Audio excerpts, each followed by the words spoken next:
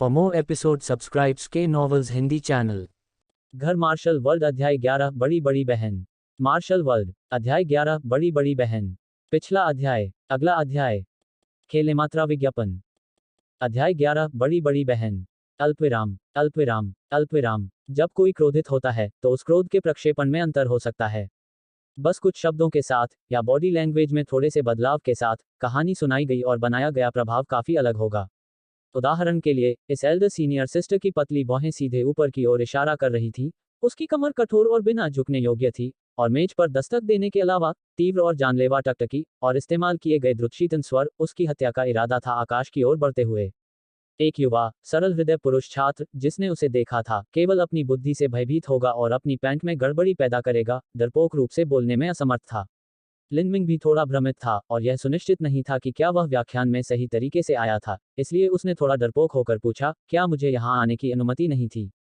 उद्धरण चिन्ह। जैसे ही एल्डर सीनियर सिस्टर ने लिनमिंग की बातें सुनी, उसका दिल तुरंत गुस्से की आग से भड़क उठा। हे छोटे बदमाश! उसे विश्वास नहीं था कि उसके पास कार्ड हो सकता है, और अभी भी यह नहीं पता है कि जीर विभाग के पास एक अलिखित समझौता था जिसमें सभी पुरुष प्रवेश नहीं कर सकते थे। इस समय एक मधुर और कोमल आवाज सुनाई दी, बहन लिंग, क्या हो रहा है? लिनमिंग ने उस मधुर ध्वनि की ओर देखा और वो अचानक चौंक गया। यह एक साधारण सफेद पोशाक पहने एक लड़की से आया है जिसके बाल स्याही की तरह हैं। वह अतुलनीय कृपा के साथ बस एक सुंदर अमर सौंदर्य थी। वह कोई और नहीं बल्कि मार्शल किन जियो की पोती, कुख्यात किन जिंग शुआन थी। ट्रेड फेयर में लिनमिंग ने उसे दूर से देखा था। हर एक पैरामीटर में उनकी नंबर एक पारिवारिक पृष्ठभूमि से उनकी छठी कक्षा की प्रतिभा, उनकी अद्वितीय सुंदरता और आकर्षण, शिलालेख में उनका कौशल और ताकत, इन सभी ने शीर्ष स्तरीय प्रतिभाओं को भी हीन महसूस कराया। हालांकि लिनमिंग ने सोचा था कि स्वर्गीय भाग्य के अपने स्ट्रोक के साथ वह महानता के लिए किस्मत में था और पूरे स्काई स्पिल महाद्वीप का नायक बनने में सक्षम होगा, इस समय किन जिंगक्सुआन एक अप्राप्य अस्तित्व था। उसे तो छोड़ ही दें, उसकी उपस्थिति से पहले वह बिगड़ेल झुयान भी एक मेढक के अलावा कुछ नहीं होगा जो एक कुएं से बाहर घूर रहा हो। लिनमिंग चकित था, उसने नहीं सोचा था कि वह इस समय किन जिंगशुआन को देख सकता है, लेकिन उसका आश्चर्य सभी ने देखा, और विशेष रूप से बड़ी बड़ी बहन ने। कुबर, यह उसका असली यौन विचलित स्वभाव था जो आखिर में उभर रहा था। टॉड सोचता है कि वह कुछ हंस खा सकता है। उसकी आलोचना करते हुए बड़ी बड़ी बहन का दिल जल गया। सच्चाई यह थी कि इस समय लड़कियों के विचार जटिल थे। हालांकि बड़ी सीनियर सिस्टर ने उन्हें एक प्रतिकूल व्यक्ति समझा, क्योंकि किन जिंगशुआन को देखने के बाद लिनमिंग ने कोई जवाब नहीं दिया। उन्हें यह सामान्य एहसास नहीं था कि वह किसी प्रकार का विकृत व्यक्ति था। यह बात उसे अच्छी नहीं लगी। आखिरकार सभी पुरुष विकृत थे। उसने किन जिंगशुआन से कहा, यह कुटिल छोटा बच्चा हम महिलाओं को परेशान करने के लिए अंदर आया है। मैं उससे पूछताछ कर रहा हूँ। तुम्हारा पास कार्ड कहाँ है? निम्नलिखित कुछ शब्द लिनमिंग के लिए थे जो केवल अपना सिर खुजला सकते थे। वह लड़कियों को परेशान करने के लिए यहाँ कब आया था? उस पर यह आरोप क्यों लगाया जा रहा था? उन्होंने कहा, मैं यहाँ केवल कुछ संदर्भ पुस्तकों को देखने आया हूँ। कृपया मुझ पर ऐसा कुछ भी आरोप न लगाएं जो मैंने बिना सबूत या सबूत के नहीं किया। आप केवल बेतुके निष्कर्ष निकाल रहे हैं और मेरी और आपकी बुद्धि का अपमान कर रहे हैं। संदर्भ पुस्तकों को देख रहे हैं? आपने बस उस स्काई जीथर लिस्ट को देखा। क्या आप सोच रहे हैं कि आप कुछ बनाने जा रहे हैं या कुछ और? लिनमिंग के पास जवाब में कहने के लिए कुछ नहीं था, इसलिए उसने लापरवाही से कहा, मैं बस कुछ चीजों को समझना चाहता था। उद्धरण चिन्ह। हन्फ। इन बेशर्म लंगूरों ने हमेशा कहा है कि वे संगीत को समझना चाहते हैं और इसका फायदा उठाने के लिए इसे एक बहाने के रूप में इस्तेमाल किया। इस तरह की हरकतें वाकई निंदनीय हैं। तो आप जीथर में रुचि रखते हैं? हम। अच्छा, तो मैं तुमसे पूछता हूँ, एक जीरो के पास कितने नोट होते हैं और वे क्या होते हैं? कौन सी सामग्री का राजा तिहरा नोटों पर सूट करता है? किस तरह की सामग्री बास नोटों के लिए उपयुक्त है? यदि आप मुझे बता सकते हैं और मुझे अपने उत्तरों से संतुष्ट कर सकते हैं, तो मुझे विश्वास होगा कि आपको संगीत में रुचि है और आप इसका अध्ययन करना चाहते हैं। उद्धरण चिन्ह। लिनमिंग घटनास्थल पर जम गई। वह केवल जीथर और संगीत का सबसे न्यूनतम विवरण जानता था और बहुत कम ज्ञान जिसके बारे में वह कुछ भी नहीं जानता था। हन्फ। तो आप सार्वजनिक रूप से झूठ बोलने की हिम्मत करते हैं। आप बस एक किताब देखना चाहते थे ताकि आप ऐसा प्रकट कर सके जैसे कि आप लापरवाही से अभिनय कर रहे थे। तुम थोड़ा विकृत हो। तुम्हारा असली लक्ष्य हम लड़कियों को देखना था। मैंने आपकी तरह काफी देखा है। अपना पास कार्ड सौंप दो, मेल। बड़ी सीनियर सिस्टर ने लिनमिंग के सामने अपना हाथ बढ़ाया। लिनमिंग चुप थी। उनका पास कार्ड उधार लिया गया था और हालांकि सेवन प्रोफाउंड मार्शल हाउस उनके उपयोग में ढीला था, उन्हें नियमों का पालन करना पड़ा क्योंकि वह यहाँ पास कार्ड का उपयोग कर रहे थे। लेकिन किन जिंगशुआन ने कहा, सिस्टर लिंग, इस मामले को सुलझा हुआ समझो। यह केवल उसका पहला अपराध है, लड़के पर इतना कठोर होने की जरूरत नहीं है। किन जिंगशुआन ने भी सोचा था कि लिन मिंग झूठ बोल रही थी, और सच्चाई यह थी कि वह वास्तव में झूठ बोल रहा था। बड़ी सीनियर सिस्टर स्वाभाविक रूप से किन जिंगजुवान के शब्दों की अवहेलना नहीं कर सकती थी, इसलिए उसने कहा, जिंगजुवान, तुम्हारा दिल वास्तव में बहुत कोमल है। हम वास्तव में इस तरह के लोगों को बर्दाश्त नहीं कर सकते। इस तरह का व्यक्ति केवल अपना पास कार्ड लेने में नरमी बरत रहा है। मेरा पास कार्ड लो, लिन मिंग ने झटके से कहा। आप भी एक छात्र हैं। आप स्कूल प्राधिकरण का हिस्सा नहीं हैं। मेरा कुछ भी जब्त करने के लिए आपके पास क्या अधिकार क्षेत्र और अधिकार है? हन्फ, क्या स्मार्ट मुंह है। मेरे पास कार्ड को जब्त करने की योग्यता है और यह मुझे स्कूल अधिकारियों द्वारा मुझे अकेले प्रदान किया गया था। इस जिले विभाग में सभी को मुझे चेहरा देना चाहिए। मैं जो कहता हूं वह जाता है। यहाँ, मैं भगवान हूं। अब इसे सौंप दो, या तुम देखोगे कि मैं क्या कर सकता हूं। पास कार्ड लिन शियाओडोंग से उधार लिया गया था। स्वाभाविक रूप से लिन मिंग इसे लेने नहीं दे सकता था, या फिर वह अपने भाई का सामना कैसे कर सकता था जिसने इसे पाने के लिए इतनी मेहनत की थी। लिन मिंग के पास अपने असली उद्देश्य को स्वीकार करने के अलावा कोई विकल्प नहीं था। वास्तव में यह वास्तव में कुछ भी नहीं था। शिलालेख विकास कोई नई बात नहीं थी, और नई सामग्रियों पर शोध किया जाना एक सामान्य बात थी, चाहे वे सफल हो या नहीं। लिन मिंग ने कहा, मैं स्काईवम सिल्क सामग्री के संबंध में शिलालेख तकनीकों पर शोध कर रहा हूं। शिलालेख तकनीकों पर शोध, किसी तकनीक में नई सामग्री के रूप में स्काईवक सिल्क का उपयोग करना। अगर ये शब्द किसी शिलालेख के स्वामी के 50 या 60 के दशक में निकले हों, तो बड़ी बड़ी बहन को आश्चर्य नहीं होगा, लेकिन 15 से 16 साल के एक युवा लड़के से ये शब्द सुनकर जो अभी भी कानों के पीछे गीला था। नई सामग्री और तकनीकों का विकास। क्या तुम मुझसे मजाक कर रहे थे? क्या यह एक बुरा सपना था? केवल एक शिलालेख मास्टर जो तकनीकों का अभ्यास कर रहा था और अपनी वर्तमान सामग्री को अपर्याप्त पाया, वह विकल्प के रूप में कुछ नया खोजने जाएगा। यह 15 साल पुराना देश बम्पकिन, सबसे अच्छा उसकी नींव कुछ घटिया गाइड पढ़ रहा होगा, जैसे शिलालेख तकनीक, शिलालेख के पथ पर कैसे शुरू करें। इसे भी अच्छा माना जाएगा। तो नई सामग्री विकसित करने के लिए वह किस आधार पर अपनी गांड से फिर से झूठ नहीं बोल रहा था? बड़ी बड़ी बहन जोर से हंसी और बोली, तुम्हें लगता है कि हम गूंगे हैं या कुछ और? यह सच है कि मैं व्यक्तिगत रूप से शिलालेख को बिल्कुल नहीं समझता, लेकिन दुर्भाग्य से आपके लिए, आप भाग्य से बाहर हैं। पूरे स्काई फॉर्चून किंगडम में और यहाँ तक आसपास के कई देशों में मेरी तरफ सबसे बड़ी शिलालेख प्रतिभा है। आप एक सच्चे विशेषज्ञ के सामने अपना कचरा कौशल दिखाना चाहते हैं। मैं सच में यहाँ मुस्कुराते हुए मरने जा रहा हूँ। जिंगक्सुआन, मैं आपसे पूछता हूँ, क्या आपने अभी तक नई सामग्री का अध्ययन करना शुरू कर दिया है? उद्धरण चिन्ह। किन जिंगक्सुआन ने लिन मिंग को सीधे देखा। वह उम्र में उसके जैसी ही थी, और वह सोच भी नहीं सकती थी कि लिन मिंग कुछ ऐसा कह रही थी जो झूठ नहीं था। उसने कहा, उत्कीर्णन शिलालेख तकनीकें असंख्य हैं और इनमें गहन विविधता है। यहाँ तक केवल प्राथमिक सामग्रियों में 13,600 से अधिक प्रकार दर्ज किए गए हैं, और अधिक उन्नत सामग्रियों में उनकी गोपनीयता के कारण संख्या बताना मुश्किल है। यहाँ तक ये 13,600 सामग्री एक शिलालेख मास्टर के लिए वर्षों तक सीखने के लिए उनके प्रभावों, उपयोगों, मिश्रण अनुपात, संरचनाओं और ऐसी अन्य चीजों की खोज करने के लिए पर्याप्त हैं। मेरी खुद की प्रतिभा कम है, और मैं इन सभी प्राथमिक सामग्रियों के लिए उपयोग नहीं कर पा रहा हूँ, विकल्पों की तलाश तो बिल्कुल भी नहीं। बड़ी बड़ी बहन एक आत्मसंतुष्ट मुस्कान के साथ हंस पड़ी। हा, छोटा विकृत लड़का अपने जाल को इधर उधर घुमा रहा है और अब यह सब नीचे गिर रहा है। किसी और लड़के को घुमाओ, यह बड़ी बहन तुम्हारा इंतजार कर रही है। लिन मिंग ने इस अत्यधिक अतिरंजित हंसी को सुना और केवल खुद को हंसा सका। इस महिला को पागल प्रमाणित किया गया था। एक पूरा नट जॉब। क्या उसे एक आदमी या कुछ और द्वारा फेंक दिया गया था? उनमें पुरुषों के प्रति किसी प्रकार की मनोवैज्ञानिक असामान्यता थी। उन्होंने कहा, मैं वास्तव में यहाँ अध्ययन करने के लिए हूँ। मैं शिलालेख तकनीकों का अध्ययन कर रहा हूँ और अचानक एक सपने से प्रेरित हुआ। किसने कहा कि मुझे सफल होना चाहिए या सफल नहीं होना चाहिए? किसने कहा कि एक नया शिलालेख प्रशिक्षु नई सामग्री का अध्ययन नहीं कर सकता है? हन्फ, ऐसा लगता है कि आप मौत से तब तक नहीं डरते जब तक आप अपना खुद का ताबूत नहीं देखते। अच्छा, बहुत अच्छा। यह बड़ी बहन आखिर एक समझदार इंसान है। आज मैं आपको यहाँ जिंगजुवान को ईमानदारी से समझाने दूंगा। शिलालेख तकनीक मुझे समझ में नहीं आती है, इसलिए आप उसका परीक्षण करें। किन जिंगशुआन निराश था। बड़ी बड़ी बहन वास्तव में पुरुषों के लिए पागल थी, लेकिन इस युवक को देखकर उसे झूठ बोलना पड़ा। वह छोटा था और साधारण पोशाक पहनता था, इसलिए उसकी पारिवारिक पृष्ठभूमि प्रमुख नहीं हो सकती। क्या ऐसे युवाओं के पास वास्तव में वित्तीय संसाधन और शिलालेख तकनीक सीखने का अवसर था? आप बेचारे लड़के को इस हद तक बेरहमी से बेनकाब क्यों करेंगे? उसने कहा, बहन लिंग, कृपया इसे समाप्त माना जाए। उद्धरण चिन्ह। बड़ी सीनियर सिस्टर ने जवाब दिया, जिंगजुवान, तुम बहुत दयालु हो। आप नहीं जानते कि शुरू में हमें इन मैल से कैसे परेशान किया गया, और उन्हें रोकने के लिए हमारे संघर्ष। यदि हम कोमल और दयालु हैं, तो उनकी तंगी का अंत न होगा। किन जिंगशुआन के पास उससे कुछ आसान सवाल पूछने के अलावा और कुछ नहीं था। यह अच्छा होगा यदि वह कम से कम एक का उत्तर दे सके। यह साथी छात्र, क्या आप जानते हैं कि स्काई फॉर्चून किंगडम की शिलालेख तकनीक की स्थापना किसने की थी? किन जिंगशुआन ने यथासंभव सामान्य प्रश्न पूछा, लेकिन इसके बावजूद लिन मिंग चुप हो गई और अपना सिर खुजला लिया। कौन जानता था कि किस पुराने धुंध ने स्काई फॉर्चून किंगडम की शिलालेख तकनीक की स्थापना की? और परवाह भी किसने की? देवताओं के दायरे की स्मृति में इतना तुच्छ ज्ञान नहीं होगा, और यहाँ तक मैनुअल, शिलालेख तकनीक, शिलालेख के पथ पर कैसे शुरू करें, केवल प्राथमिक ज्ञान की बात करता है, और इतिहास या आकाश पर विस्तार नहीं करता है। फॉर्चून किंगडम की शिलालेख तकनीक का इतिहास। लिन मिंग को अटका हुआ देखकर एल्डर सीनियर सिस्टर की मुस्कान और तेज होती गई।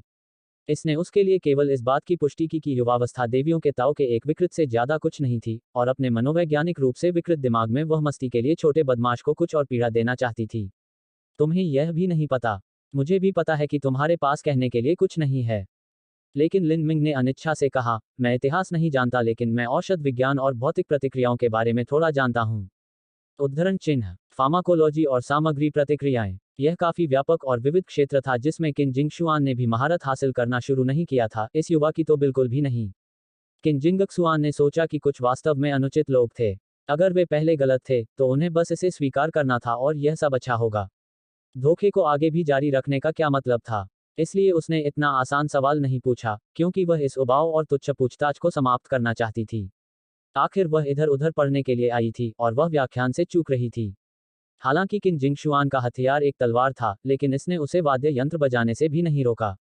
तो यह छात्र, क्या आप सदमे, शिलालेख और इसके अनूठे पैटर्न और विशेषताओं को जानते हैं? उद्धरण चिन्ह, घर मार्शल वर्ल्ड अध्याय 12 किन जिंगजुवान का निमंत्रण। मार्शल वर्ल्ड अध्याय 12 किन जिंगजुवान का निमंत्रण। पिछला अध्याय। अगला अध्याय। खेले मात्रा रात के 12 बजे, रात के 12:19 ट्रुविद पूर्ण स्क्रीन। अध्याय 12 किन जिंगजुवान का निमंत्रण। अल्पविराम, अल्पविराम, अल्पविराम। उत्कीर्णन शिलालेख तकनीक आम से लेकर अतुलनीय रूप से दुर्लभ तक हजारों विभिन्न सामग्रियों का उपयोग कर सकती है। इन सामग्रियों को विभिन्न तरीकों से जोड़ा जा सकता है, और जब एक शिलालेख मास्टर द्वारा पूरक किया जाता है, तो वे असंख्य रहस्यमय और गहन शिलालेखों को आकर्षित करने में सक्षम होंगे। शिलालेख तकनीकों में 3600 नींव रेखाएं और 4900 नींव प्रतीक शामिल थे। इस असंख्य रेखाओं और प्रतीकों को फिर कभी कभी बदलती शिलालेख तकनीक का पता लगाने और उकेरने के लिए विभिन्न क्रम परिवर्तनों में जोड़ा जा सकता है। सदमे, शिलालेख 3600 प्रकार की नींव रेखाओं में से केवल एक ही था। लिन मिंग स्वाभाविक रूप से शॉक फाउंडेशन लाइन को जानती थी। वास्तव में, वह जानता था कि नींव की रेखाएं 3600 तक सीमित नहीं थीं, बल्कि वास्तव में 6000 विभिन्न प्रकार थीं। यह स्काई स्पिल कॉन्टिनेंट के शिलालेख मास्टर्स के पास नींव की रेखाओं से लगभग दोगुना था। हालांकि स्काई बम सिल्क की तरह लिन मिंग को यकीन नहीं था कि स्काई स्पिल कॉन्टिनेंट की शॉक लाइन वही थी जो देवताओं के दायरे में थी। वह केवल यह आशा कर सकता था कि बहुत अधिक मतभेद न हो। उसने अपना दाहिना हाथ बढ़ाया और असली सार उसकी उंगलियों पर इकट्ठा हो गया। अपने हाथ से उन्होंने हवा में शानदार रेखाओं की एक श्रृंखला खींची। वे एक मौन और भव्य प्रकाश के साथ चमके और अंत में एक जटिल आरेख में समा गए जो किन जिंगजुवान और खाली रूप से एल्डर सीनियर सिस्टर को घूर रहे थे। लिन मिंग हर दिन इन शिलालेखों का अभ्यास कर रहे थे, और आत्मा स्मृतियों को खंडित कर देती थी और अंत में उनका सामंजस्य बिठाना शुरू हो जाता था। इसके परिणाम 2 शब्दों में काफी उपयोगी थे। लिन मिंग ने पूछा, क्या यह सदमे का प्रतीक था? किन जिंगक्सुआन ने अवाक होकर देखा, और बड़ी सीनियर सिस्टर ने उसकी ओर देखा और उसके हाव भाव पर ध्यान दिया। वह तुरंत यह निर्धारित करने में सक्षम थी कि यह युवा गुंडा सिर्फ अपनी उंगलियों से डूडलिंग नहीं कर रहा था, बल्कि सदमे की रेखा खींची थी और इसमें कोई गलती नहीं थी। शर्ती, यह युवा हिक बिगाड़ने वास्तव में अप्रत्याशित रूप से शिलालेख तकनीकों को समझ गया। क्या यह बहुत बेतुका नहीं था? किन जिंगशुआन के दिल में वह वास्तव में हैरान थी और अपनी जटिल भावनाओं को प्रकट नहीं करने की कोशिश कर रही थी। 3600 नींव रेखाएं थीं, और एक शौकिया के लिए उन्हें पूरी तरह से याद रखना बेतुका था। यह कहना बहुत अजीब नहीं था कि लिन मिंग इस एक नींव रेखा को जानती थी, लेकिन जिस बात ने उसे चौंका दिया वह था, सदमे का प्रतीक जो उसने खींचा था वह पूरी तरह से सही था। ऊर्जा को सही स्थानों पर रखा गया था और यह आश्चर्यजनक था। यह केवल अभ्यास के दौरान किए गए श्रमसाध्य प्रयास का परिणाम हो सकता है। अपने दिल में कुछ अवसाद के साथ, वह चौंक गई, यह है उद्धरण चिन्ह। लिन मिंग ने कहा, सदमे पैटर्न हत्या करने वाले भगवान का संकेत है, इसका उपयोग आमतौर पर इसे एक हथियार पर रखा जाएगा। जब एक मार्शल कलाकार एक हथियार का उपयोग करता है तो वह आम तौर पर अपनी ऊर्जा को हथियार पर केंद्रित करेगा, और ऊर्जा का इस्तेमाल दुश्मन को हराने के लिए किया जाएगा, लेकिन बढ़ी हुई प्रभावशीलता सीमित है। यदि शॉक लाइन को हथियार पर रखा जाता है, तो जब एक मार्शल कलाकार अपनी ऊर्जा को हथियार में केंद्रित करता है, तो यह शॉक पैटर्न के माध्यम से प्रवाहित होगा और एक उच्च गति कंपन पैदा करेगा जो मर्मज्ञ शक्ति को बढ़ाता है, प्रभावी रूप से की डिग्री को बढ़ाता है। हथियार की तीक्ष्णता। लिन मिंग ने शॉक पैटर्न को आसानी से समझाया जैसा कि किन जिंगशुआन ने उम्मीद की थी। यदि वह इस तरह के कौशल के साथ सदमे पैटर्न को आकर्षित करने में सक्षम था, तो उसे निश्चित रूप से इसके पीछे के सिद्धांतों को जानना होगा। यह अजीब होगा अगर वह नहीं करता। किन जिंगशुआन की प्रतिस्पर्धी भावना भी जगी थी। वह इस लड़के को उससे आगे नहीं जाने दे सकती थी। उसने पूछा, तो इस साथी छात्र, क्या आप ध्वज प्रतीक ड्राइंग तकनीक और इसके पीछे के सिद्धांत को भी जानते हैं?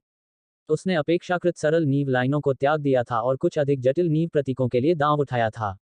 हालांकि यह स्वाभाविक रूप से लिन मिंग को भ्रमित नहीं कर सकता था। वास्तव में लिन मिंग की नींव के प्रतीकों की समझ स्काईस्पिल महाद्वीप में पेश की जाने वाली किसी भी चीज से कहीं अधिक गहरी और गहरी थी। उसने शांति से हवा में ध्वज का चिन्ह खींचा। हालांकि नींव के प्रतीक कुछ जटिल थे, लिन मिंग की उंगली में जरा सा भी विराम नहीं था और पलक झपकते ही जटिल शिलालेख प्रतीक हवा में चमक उठा। अब किन जिंगशुआन भी पूरी तरह से डर गया था। नींव का प्रतीक दोहरी रेखाओं के साथ कहीं अधिक जटिल था और प्रतीक में ऊर्जा का पता लगाना और भी कठिन था, लेकिन लिन मिंग ने इसे आसानी से किया था। यह पहले ही किन जिंगशुआन को पीछे छोड़ चुका था। मेरे भगवान, यह एक प्रतिभाशाली था। अप्रत्याशित रूप से यह यादृच्छिक बच्चा शिलालेख प्रतिभा में प्रतिभाओं के बीच एक प्रतिभाशाली निकला। लेकिन इस ईश्वरीय उत्कीर्णन तकनीक को सीखने के लिए उसने किसके साथ अध्ययन किया? उसकी उपस्थिति ने संकेत दिया कि वह किसी बड़े कुलीन परिवार से नहीं था।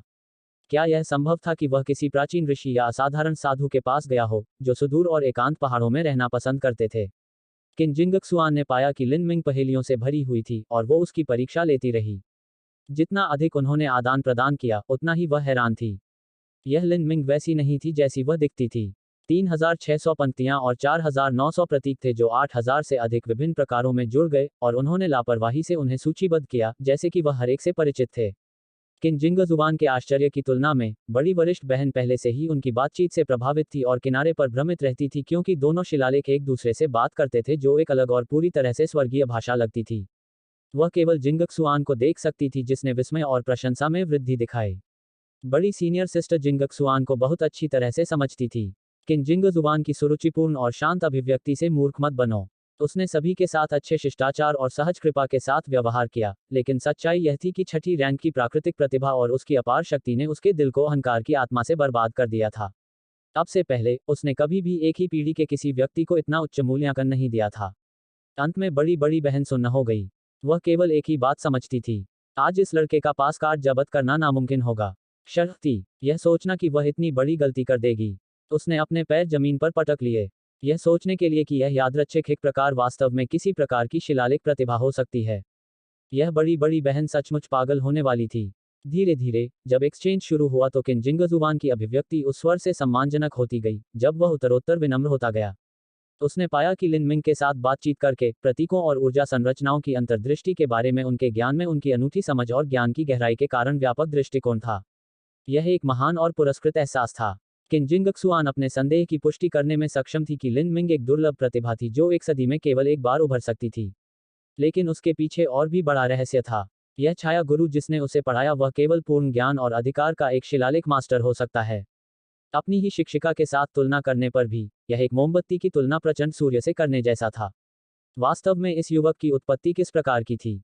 किन जिंगक्सुआन की लिन मिंग में बहुत रुचि थी। उन एक्सचेंजों का उल्लेख नहीं करते जिनमें उसने अभी अभी मुनाफा कमाया था, लेकिन लिन मिंग और उसके पीछे के रहस्य शिक्षक का किन परिवार के लिए असाधारण महत्व था।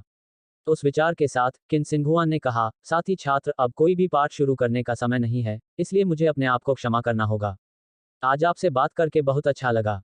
यदि संभव हो तो शायद थोड़ा भी व्याख्यान समाप्त होने के बाद नन्हा जिंगक्सुआन आपको जल्दी भोजन के लिए ग्रेट क्लैरिटी पवेलियन जाने के लिए कहना चाहेगा और एक साथ शिलालेख तकनीकों के सिद्धांतों का अन्वेषण करें। क्या यह साथी छात्र के साथ सहमत है? किन सिंघुआन की मधुर और सुरीली आवाज बहुत प्रेरक थी, और साथ में उसकी ईमानदार अभिव्यक्ति और स्वर्गीय रूप किसी भी पुरुष के लिए मना करना मुश्किल था। सच्चाई यह थी कि लिन मिंग उसे अस्वीकार नहीं करना चाहती थी। किन सिंघुआन की पृष्ठभूमि न केवल प्रभावशाली थी और वह खुद भी सुंदर थी, वह इस मामले में भी दुर्लभ थी कि वह दूसरों के साथ अच्छा व्यवहार करती थी और उसमें श्रेष्ठता की कोई हवा नहीं थी। ऐसी लड़की के सामने द्वेष का कोई संकेत होना असंभव था। हालांकि लिन मिंग समय पर बहुत तंग थी और 7 प्रोफाउंड मार्शल हाउस की परीक्षा केवल 3 महीने दूर थी। इस अवधि के दौरान उन्हें अपनी जरूरत की दवाएं खरीदने के लिए शिलालेख तकनीक के साथ पैसा बनाने की जरूरत थी, और फिर दवाओं पर शिलालेखों को उकेरना था और जितनी जल्दी हो सके अपनी खुद की खेती को आगे बढ़ाना था, ताकि सभी 7 गहन मार्शल हाउस में प्रवेश कर सकें। यहाँ तक अगर वह 7 प्रोफाउंड मार्शल हाउस में प्रवेश करता है तो भी उसे ताकत की आवश्यकता होगी। वहाँ अभी भी वह घिनौना जू यान था जो निस्संदेह उस पर एक लड़ाई के लिए नजर गड़ाए हुए होगा। अगर उसने अपनी ताकत नहीं बढ़ाई तो उसे झुयान के योग्य प्रतिद्वंद्वी भी नहीं माना जा सकता था और बुरी तरह से कदम रखा जाएगा। लिन मिंग को 0 क्लास में रहने में कोई दिलचस्पी नहीं थी, फिर एक खूबसूरत महिला के साथ दोपहर का भोजन करना और दोपहर के भोजन के बाद दिन के गायब होने के साथ चैट करना जारी रखना और फिर दोबारा मिलने के उद्देश्य से संपर्क जानकारी का आदान प्रदान करना। किन जिंगशुआन के लिए यह अच्छा और बांका था, लेकिन लिन मिंग के लिए वह कुछ नहीं सीखेंगे। आखिरकार अभी एक्सचेंज में किन जिंगक्सुआन ने सभी फायदे और अंतर्दृष्टि प्राप्त की थी, और कोई नया ज्ञान या प्रेरणा नहीं थी जो वह लिन मिंग को प्रदान कर सके। तो लिन मिंग ने कुछ अफसोस के साथ मना कर दिया और कहा, मुझे बहुत खेद है, लेकिन आज मुझे कुछ काम करना है, इसलिए मुझे जल्दी वापस आना होगा। ओह, ठीक है, मुझे पता होना चाहिए था, किन जिंगशुआन ने अफसोस के साथ कहा और उसके गाल लाल हो गए। उसने उससे पूछा था और अस्वीकृति की संभावना पर विचार नहीं किया था। वास्तव में किन जिंगक्सुआन ने अपने बचपन के दिनों से कभी भी अपने समान उम्र के लड़के को भोजन करने के लिए आमंत्रित नहीं किया था, लेकिन उसे अनगिनत बार पूछा गया है, जिसे उसने अपने करीबी दोस्त के साथ खाकर ठुकरा दिया था। दूसरों के समय और भावनाओं को नकारते हुए उनके मन में इसके प्रति बिल्कुल भी भावना नहीं थी, लेकिन इस बार उसे ही खारिज कर दिया गया था और उसकी पहली खोज यह थी कि अस्वीकृति का स्वाद भी बहुत कड़वा था, मानो वह किसी अन्याय से पीड़ित हो। आखिरकार भले ही वह एक बड़े कुलीन परिवार से आई थी, फिर भी उसके दिल में वह अभी भी एक 15 साल की जवान लड़की थी। लिन मिंग की अस्वीकृति के लिए एल्डर सीनियर सिस्टर का दिमाग शॉर्ट सर्किट हो गया और वह उसे थप्पड़ मारने के लिए लगभग दौड़ पड़ी। उसके मन में बस एक ही ख्याल था, इस आदमी ने वास्तव में एकमात्र किन जिंगशुआन को मना कर दिया था। हे भगवान, क्या इस खूबसूरत दुनिया में भी ऐसा संभव है? प्रश्नवाचक चिन्ह, क्या वह सच में एक आदमी है? घर मार्शल वर्ल्ड अध्याय 13 शिलालेख, जाओ। मार्शल वर्ल्ड अध्याय 13 शिलालेख, जाओ। पिछला अध्याय, अगला अध्याय, खेले मात्रा रात के 12 बजे ट्रोवितपूर्ण स्क्रीन। अध्याय 13 शिलालेख, जाओ। अल्पविराम अल्पविराम अल्पविराम। अरे तुम रुको, क्या तुम मुझे सुनते हो? क्या आप जानते भी हैं कि वह कौन है? विस्मयादिबोधक चिन्ह उद्धरण चिन्ह। बड़ी बड़ी बहन पूरी तरह से अविश्वास में चिल्लाई। हालांकि यह किन जिंगजुवान की शांत अभिव्यक्ति को देखने से स्पष्ट नहीं था, लेकिन क्योंकि वे सबसे करीबी दोस्त थे, वह जानती थी कि बेचारी लड़की क्या सोच रही थी। अपने सबसे प्यारे दोस्त के दिल को चोट पहुंचाने के लिए वह इस छोटे से गुंडे को कैसे दूर जाने दे सकती थी? पुरुषों को हमेशा इतना क्रूर और विचारहीन क्यों होना चाहिए? इसे ही विद्वानों ने न्याय का सच्चा गर्भपात कहा था। यह आदमी सचमुच सारी मानव जाति का घृणित नमूना था। सबसे आश्चर्यजनक सुंदरता जिंगक्सुआन को तो छोड़ ही दें, भले ही जिथ विभाग से निकाली गई एक यादृच्छिक लड़की को प्रस्तुत किया जाना था, वह कुत्तों की तरह पुरुषों की भीड़ को दौड़ाने का कारण बनेगी। यह लड़का नहीं जानता था अपनी हदें। किसी भी आदमी के लिए बस किन जिंगशुआन को ऐसे अस्वीकार कर देना जैसे कि यह कोई और दिन था, यह एक सपना रहा होगा। लिन मिंग का दिल शोक में डूब गया। वह निश्चित रूप से जानता था कि किन जिंगजुवान कौन था, लेकिन ऐसा नहीं था कि वह अपनी योजनाओं को प्रकट कर सकता था। इसलिए उसने इस विषय को इधर उधर करने की कोशिश की। बड़ी बड़ी बहन, मेरे पास वास्तव में कुछ है जो मुझे करना चाहिए। मैं आपसे झूठ नहीं बोल रहा हूँ। यहाँ आप बड़ी बड़ी बहन को छोटा बदमाश किसे कह रहे हैं? देखो, मैं ऐसी छोटी छोटी बातों पर तुम्हारे साथ झगड़ा नहीं करने जा रहा हूँ, इसलिए मैं कुछ अनुग्रह दिखाने जा रहा हूँ और तुम्हें कुछ सेवकों को उधार दे रहा हूँ जो तुम्हें करने की जरूरत है, चाहे वह कितना ही महत्वहीन क्यों न हो। बड़ी सीनियर सिस्टर लिन मिंग के सामने खड़ी हो गई और उसके हाथ उसकी कमर पर मजबूती से टिके हुए थे और उसे जाने से रोक दिया। हालांकि उसकी पारिवारिक पृष्ठभूमि किन जिंगजुवान जितनी भव्य नहीं थी, वह भी एक कुलीन परिवार से थी, और स्काई फॉर्चून सिटी में मामलों को संभालने के लिए कुछ नौकरों को भेजना अपने आप में सरलता थी। लिन मिंग के पास शब्दों की कमी थी। यह युवती बहुत दबंग और अभिमानी थी। उसने कहा, मेरा व्यवसाय खेती है, मेरे पास आने वाले कुछ महीनों में समय नहीं है। The elder senior sister wanted to say something, but Keen Exingshan interrupted her. Let this fellow student leave, perhaps it is his master calling him. Uddharan Chinha. In Keen Exingshan's mind, with Lin Ming's accomplishments at his young age, he must have focused most of his life's attention on diligently practicing. In these cases, it was only natural that his mysterious master would arrange harsh lessons for him every day. Hearing these words of hers, Lin Ming felt relief in his heart. Although he had spoken the truth, and he was just a tad more mentally mature compared to these two beauties, he could not relax because of their overwhelming strength and backgrounds. With just a word alone, they could crush him. As Lin Ming prepared to leave, Keen Xingshan smiled and said, "My name is Keen Xingshan. If fellow student is ever finished with his cultivation and has some time to spare, please come to the marshal's quarters to look for me. Your presence will always be welcome." Lin Ming paused in his step and told her his name, Lin Ming. Then Lin Ming walked away. Staring at his departing back, Keen Xingshan could only sigh. What sort of characters were used to spell his name? Was it Lin as in forest, and Ming as in bright? With just these two characters, there would be too many duplicates in Sky Fortune City. How would she find him in this city? Alpiram, Alpiram, Alpiram. As he returned from the Seven Profound Martial House, Lin Ming had already decided what he needed. The Sky Fortune Kingdom did produce Sky Worm Silk, but it was mainly used for instruments. With his martial arts background, it was difficult for him to find and purchase. However, he could have Lin Xiaodong request the family to purchase some, as such a large family certainly had musicians and it would be easy to obtain as long as one paid the market price. From the Sky Zither list, Lin Ming could tell the approximate price of Sky Worm Silk was about 20 taels of gold per foot. Although it didn't sound too expensive, it was because Sky Worm Silk was very thin and light. If calculated in weight, it wouldn't be an exaggeration to say that it would require over 10,000 taels of gold to purchase a single pound. Lin Ming only had 70 gold taels, so he could purchase 3 feet. At the trade fair he had spent 800 taels of gold to buy a massive pile of materials, but just 3 feet of Sky Worm Silk would cost 60 taels of gold. These 3 feet of silk would no doubt be light, and it only proved that it was prohibitively expensive. Lin Ming tacked a calendar onto his bedpost with pages equal to the number of days he had left. He would rip one off every day. The first month he would spend practicing the inscription technique, and the other 2 months he would purchase the medicines he needed and then cultivate like a madman. He believed that with elixirs and pills, he would be able to break through the first stage of body transformation, and perhaps even reach the peak of the second stage. If he could reach the peak of the second stage, then even if he couldn't exceed Zhu Yan, at least he would not suffer a disastrous loss. After using his true essence to practice 100 times, Lin Ming finally began the formal steps for inscription that involved materials. This was how most inscription masters started, but Lin Ming did not have the luxury to casually waste the materials he had. He had to treat each and every precious attempt with the utmost care. With this pile of materials that costed 800 taels of gold, he had to come out with at least a single viable inscription. Inscription not only required good perception, it also needed a good teacher, financial support, and most of all, a powerful soul force. Because in the inscription process, one had to control the engraving marks by using their soul force to draw the energy structure. Lin Ming's soul force had already been measured as a child, and it was also a third-grade soul force. The third-grade soul force and third-grade martial talent could be considered decent. To an aristocratic family with no history of martial arts, it was good, but it certainly wasn't anywhere near the top. Martial artists in the body transformation stage did not have many reasons to use their soul force, so this was Lin Ming's first time utilizing this form of energy. He began to mobilize his soul force in accordance with the memories found in the soul fragment. He circulated the soul force in his body, familiarizing with it, and moving it with his mind. सभी जीवित प्राणियों में आत्मबल था, लेकिन होशपूर्वक इसे स्थानांतरित करने में सक्षम होना कुछ ऐसा था जिसे प्राप्त करने की औसत व्यक्ति की हिम्मत नहीं थी। इसके लिए आत्मा नियम सूत्रों की आवश्यकता थी और दैनिक कठोर अभ्यास की आवश्यकता थी।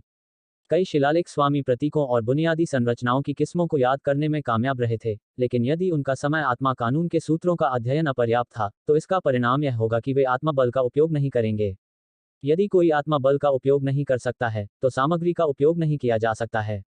नतीजतन, उनके पास इन सामानों को बर्बाद करने की योग्यता भी नहीं होगी। जैसे ही लिन मिंग ने आत्मा कानून के सूत्र को घूमना शुरू किया, आत्मा के टुकड़े की यादों से गहरी शांति की अनुभूति हुई, इसने उसे एक परिचित अनुभूति से भर दिया। यह आत्मा नियम सूत्र जो उन्होंने इस्तेमाल किया था, वह बुजुर्ग जिनकी यादें थीं, ने अपनी मृत्यु से पहले इसे वास्तव में भयानक संख्या में इस्तेमाल किया होगा। इस तरह की परिचित भावना के साथ, ऐसा लगा जैसे लिन मिंग अपने पूरे जीवन के लिए शिलालेख तकनीकों का अभ्यास कर रहे थे, और उन्होंने महसूस किया कि उनकी थकान दूर हो गई है। इतना ही नहीं, बल्कि उनकी आत्मा शक्ति का अधिकांश हिस्सा बरकरार रखा गया था और उन्हें यादों से किसी भी नकारात्मक प्रभाव के बारे में चिंता करने की आवश्यकता नहीं थी। उसने धीरे से अपना हाथ बढ़ाया और अदृश्य आत्मा शक्ति ने आकाश पवन घास की जड़ों को खींचना शुरू कर दिया और रस चूस लिया। अपने दिमाग का उपयोग करते हुए, लिन मिंग ने अपने नियंत्रण में रस को विभिन्न आकारों में बदलने का अभ्यास करना शुरू कर दिया। कभी उसने इसे पतले तार में बनाया, कभी उसने इसे एक क्रिस्टल स्पष्ट बुलबुले में संघनित किया। इस स्तर की सहजता ने लिन मिंग को भी आश्चर्यचकित कर दिया। वह जानता था कि सस्ते मैनुअल में यह कहा गया था कि जो लोग आत्मा कानून के सूत्रों का उपयोग कर सकते हैं, उन्हें केवल 1 महीने की आवश्यकता होगी, जबकि कम प्रतिभा वाले लोग आधे साल तक अभ्यास कर सकते हैं और फिर भी कोई परिणाम नहीं होगा। प्रत्येक शिलालेख मास्टर का अपना व्यक्तिगत आत्मा कानून सूत्र था। आत्मा कानून के सूत्रों की स्वाभाविक रूप से उनकी अलग रैंकिंग थी, क्योंकि कुछ बदतर थे और कुछ बेहतर थे। इस प्रकार शिलालेख के स्वामी स्वाभाविक रूप से अपने स्वयं के आत्मा कानून के सूत्रों को बड़े प्यार और देखभाल के साथ मानते थे। यह कुछ ऐसा था कि वे अपने शिष्यों को भी नहीं दे सकते थे, क्योंकि आत्मा कानून सूत्र सीधे आत्मा शक्ति का उपयोग करने की क्षमता को प्रभावित करेगा। यह एक शिलालेख गुरु के लिए सबसे अधिक महत्व का था। संदेह की छाया के बिना, बड़ों की यादों के भीतर, दबंग आत्मा रणनीति, आत्मा कानून के सूत्रों के शीर्ष पर थी। यहाँ तक स्काईस्पिल कॉन्टिनेंट के महानतम शिलालेख स्वामी इस महान बुजुर्ग की तुलना में छोटे मोटे बच्चों के अलावा और कुछ नहीं थे। यह कहते हुए कि लिन मिंग को लॉ सोल फॉर्मूले से परिचित था जो यादों से उत्पन्न हुआ था, व्यवहार में उसकी तीसरी कक्षा की आत्मा शक्ति प्रतिभा चौथी कक्षा की प्रतिभा के बराबर थी, या शायद पांचवीं कक्षा के बराबर थी। ये वो अनमोल तरकीबें थीं जो यादों में रह गई थीं। उनकी पांचों अंगुलियों ने आसानी से एक साधारण मुहर बना ली, और आत्मा की शक्ति का एक उछाल स्काई विंड ग्रास जूस की बूंद में प्रवेश कर गया। लिन मिंग की उंगलियों ने हवा में एक रेखा खींची जो एक जगमगाती रोशनी से चमक रही थी। आत्मा बल ने स्काई विंड ग्रास जूस के साथ बातचीत की और तेजी से एक सुखद और रहस्यमय दौड़ में शामिल हो गया। रून एक नाखून से छोटा था, फिर भी इसमें एक जटिल ऊर्जा थी। एक ही दौड़ के भीतर भी आकार, तकनीक, आत्मा शक्ति की शक्ति और अन्य कारकों में सूक्ष्म अंतर के कारण 10,000 शिलालेख स्वामी के 10,000 विभिन्न अभिव्यक्तियां होंगी, और इनमें वे कम या अधिक गहराई वाले होंगे। लिन मिंग यह नहीं बता सका कि उसने जो प्रतीक रन बनाया वह कचरा था या खजाना, लेकिन वह अभी भी अपने परिणाम से संतुष्ट था। उन्होंने अपना अगला प्रतीक रन बनाना शुरू किया। उसने स्काई विंड ग्रास जूस की केवल आधी बूंद ही इस्तेमाल की थी, इसलिए उसके पास अभी भी आधी बूंद बाकी थी। जैसे ही उसने एक और मुहर बनाई, उसकी उंगलियां मुड़ गईं, और अपनी आत्मा की शक्ति को आधी बूंद के साथ दूसरी मुहर में संघनित करना शुरू कर दिया।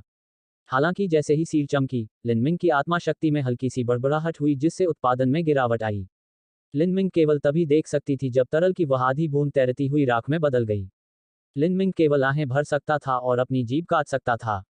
उस एक बूंद को बनाने के लिए लगभग एक जिन जड़ों की आवश्यकता थी, और उन जड़ों के लिए कुछ तेल सोने का खर्च आया। आम जनता के लिए यह पूरे परिवार की मासिक आय थी।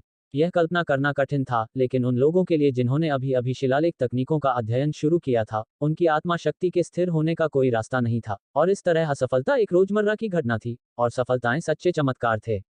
पलक झपकते ही कुछ तेल सोना हवा में उड़ गया था। एक दिन में शिलालेख तकनीकों के अभ्यास पर कुछ 100 टन सोना खर्च करना आसान था।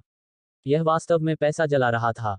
उसके मुंह में अभी भी असफलता का स्वाद ताज़ा होने के कारण लिन मिंग तेजी से सतर्क हो गई थी। उसने एक मुहर बनाने के लिए अपनी उंगलियों को फिर से हिलाया, और उसके हाथों से एक के बाद एक और शिलालेख उभरे। बेशक वह जितना सफल हुआ उससे कहीं अधिक बार असफल हुआ, लेकिन जैसे जैसे समय बीतता गया असफलताओं की संख्या कम होने लगी। जैसे ही लिंग मिंग ने और अधिक रन बनाए, उसे पता चला कि उसकी अपनी आत्मा की शक्ति बहुत कमजोर थी, और यह उसके शरीर परिवर्तन के पहले चरण से संबंधित था। यहाँ तक शीर्ष स्तरीय ट्रू प्राइमल कैस फॉर्मूला और ओवरबियरिंग सोल टैक्टिक के समर्थन के साथ वह अधिक समय तक जारी नहीं रह सके।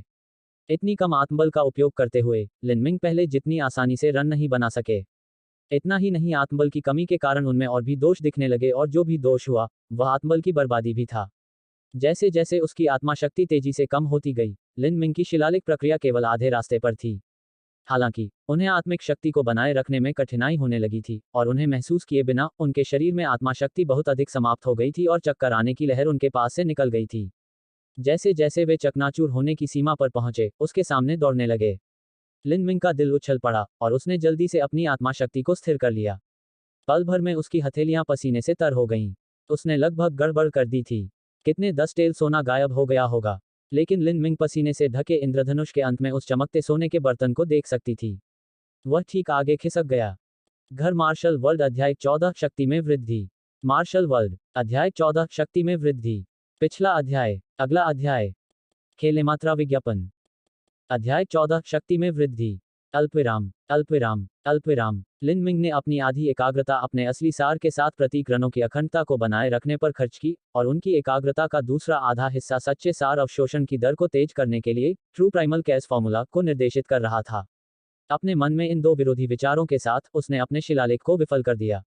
लगातार 5 विफलताओं और सामग्री के 5 ढेर राख में बदल जाने के बाद लिन मिंग को इस बात का एहसास हुआ कि असली सार से बाहर निकलने से पहले वह शिलालेख को पूरा करने में पूरी तरह से असमर्थ थे।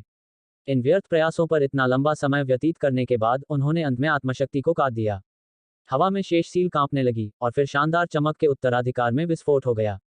सुंदर चमक को देखते हुए लिन मिंग ने अपने दिल में एक तेज दर्द महसूस किया। यह पैसा था, यह सब उसका पैसा था। हालांकि उन्हें पहली बार सफल होने की उम्मीद नहीं थी, लेकिन इतना सोना खोना उनके लिए कठिन था। एकमात्र चांदी की परत यह थी कि वह उस स्तर पर नहीं पहुंचा था जहां उसे अपनी सबसे दुर्लभ और महंगी सामग्री स्काई वम सिल्क का उपयोग करना था। उनकी बची हुई सामग्री 10 और प्रयासों के लिए पर्याप्त थी। यदि वह इससे पहले एक शिलालेख को पूरा करने में असमर्थ था, तो वह मर चुका होगा और आगे जारी रखने में असमर्थ होगा। कोई अन्य शिलालेख मास्टर उनके विचारों को सुनता और खून की खांसी करता। 10 और प्रयासों में सफल होना चाहते हैं। क्या कल्पना है। यह उनका पहली बार शिलालेख का प्रयास था। अगले 10 प्रयासों में एक शिलालेख को पूरा करने की बात तो दूर, एक सामान्य शिलालेख के छात्र को एक सफल रेखा खींचने में भी परेशानी होगी। लिन मिंग ने सामग्री की बची हुई राख को इकट्ठा किया और एक पल पहले की अपनी गलतियों को बताना शुरू किया। बड़ों से उन्हें जो यादें विरासत में मिली, वे गलत नहीं थीं, लेकिन बस इतना था कि उनके बीच आत्मिक शक्ति का अंतर बहुत बड़ा था।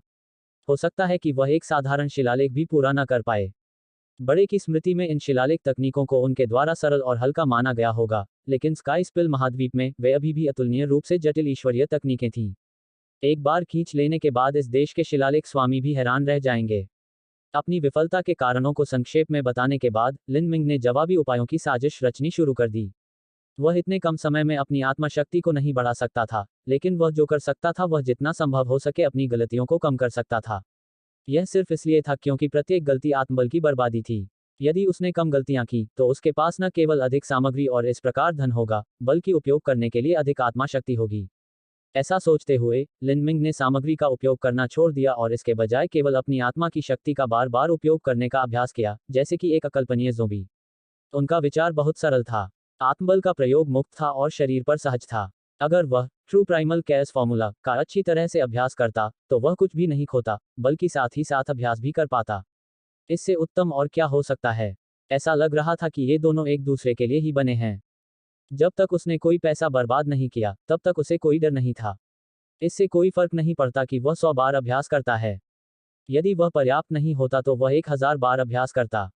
यदि वह पर्याप्त नहीं होता, तो वह 10,000 बार या 100,000 बार या 1,00,000 बार भी अभ्यास करता, जब तक कि प्रक्रिया एक प्रतिवर्त नहीं बन जाती और तब उसे विश्वास नहीं होता कि वह फिर से असफल हो जाएगा। अल्पविराम अल्पविराम dot dot sky fortune city marshal quarter. Sky fortune city में दो परिसरों को सबसे भव्य और शानदार वास्तुशिल्प उपलब्धियों इंपीरियल पैलेस और मार्शल क्वार्टर्स माना जाता था, जो स्काई फॉर्चून सिटी के उत्तर पश्चिमी कोने में स्थित था। मार्शल का क्वार्टर एक छोर से दूसरे छोर तक 3 मील लंबा था और यह 1000 कदम चौड़ा था। वहां सुंदर फूलों के साथ चट्टानी झरने थे और एक घुमावदार गलियारा उद्यान, साथ ही अनगिनत पानी के किनारे मंडप थे। यह वास्तव में लुभावनी थी। अभी मार्शल क्वार्टर लाइब्रेरी मंडप में एक बुजुर्ग व्यक्ति एक लंबा गाउन पहने हुए था और सोने का पिंजरा लिए हुए था। उसके बगल में सफेद रंग की एक शांत दिखने वाली लड़की खड़ी थी। यह किन जिंग शुआन था। ओह, तो वहां कोई ऐसा है। यहां तक कि आप भी विनम्रतापूर्वक उसके द्वारा पराजित हुए थे। किन जिंग जुबान ने विनम्रता से सिर हिलाया। बूढ़ा उसका मालिक था, स्काई फॉर्चून सिटी का सबसे प्रतिष्ठित और प्रसिद्ध शिलालेख मास्टर मिस्टर मुई। किन जिंगशुआन की याददाश्त बहुत अच्छी थी। उसने उन घटनाओं को पूरी तरह से याद किया जो घटित हुई थी, यहां तक लिन मिंग के हर शब्द को भी। बूढ़े आदमी की बात सुनने के बाद उसकी अभिव्यक्ति और अधिक गरिमापूर्ण होती गई।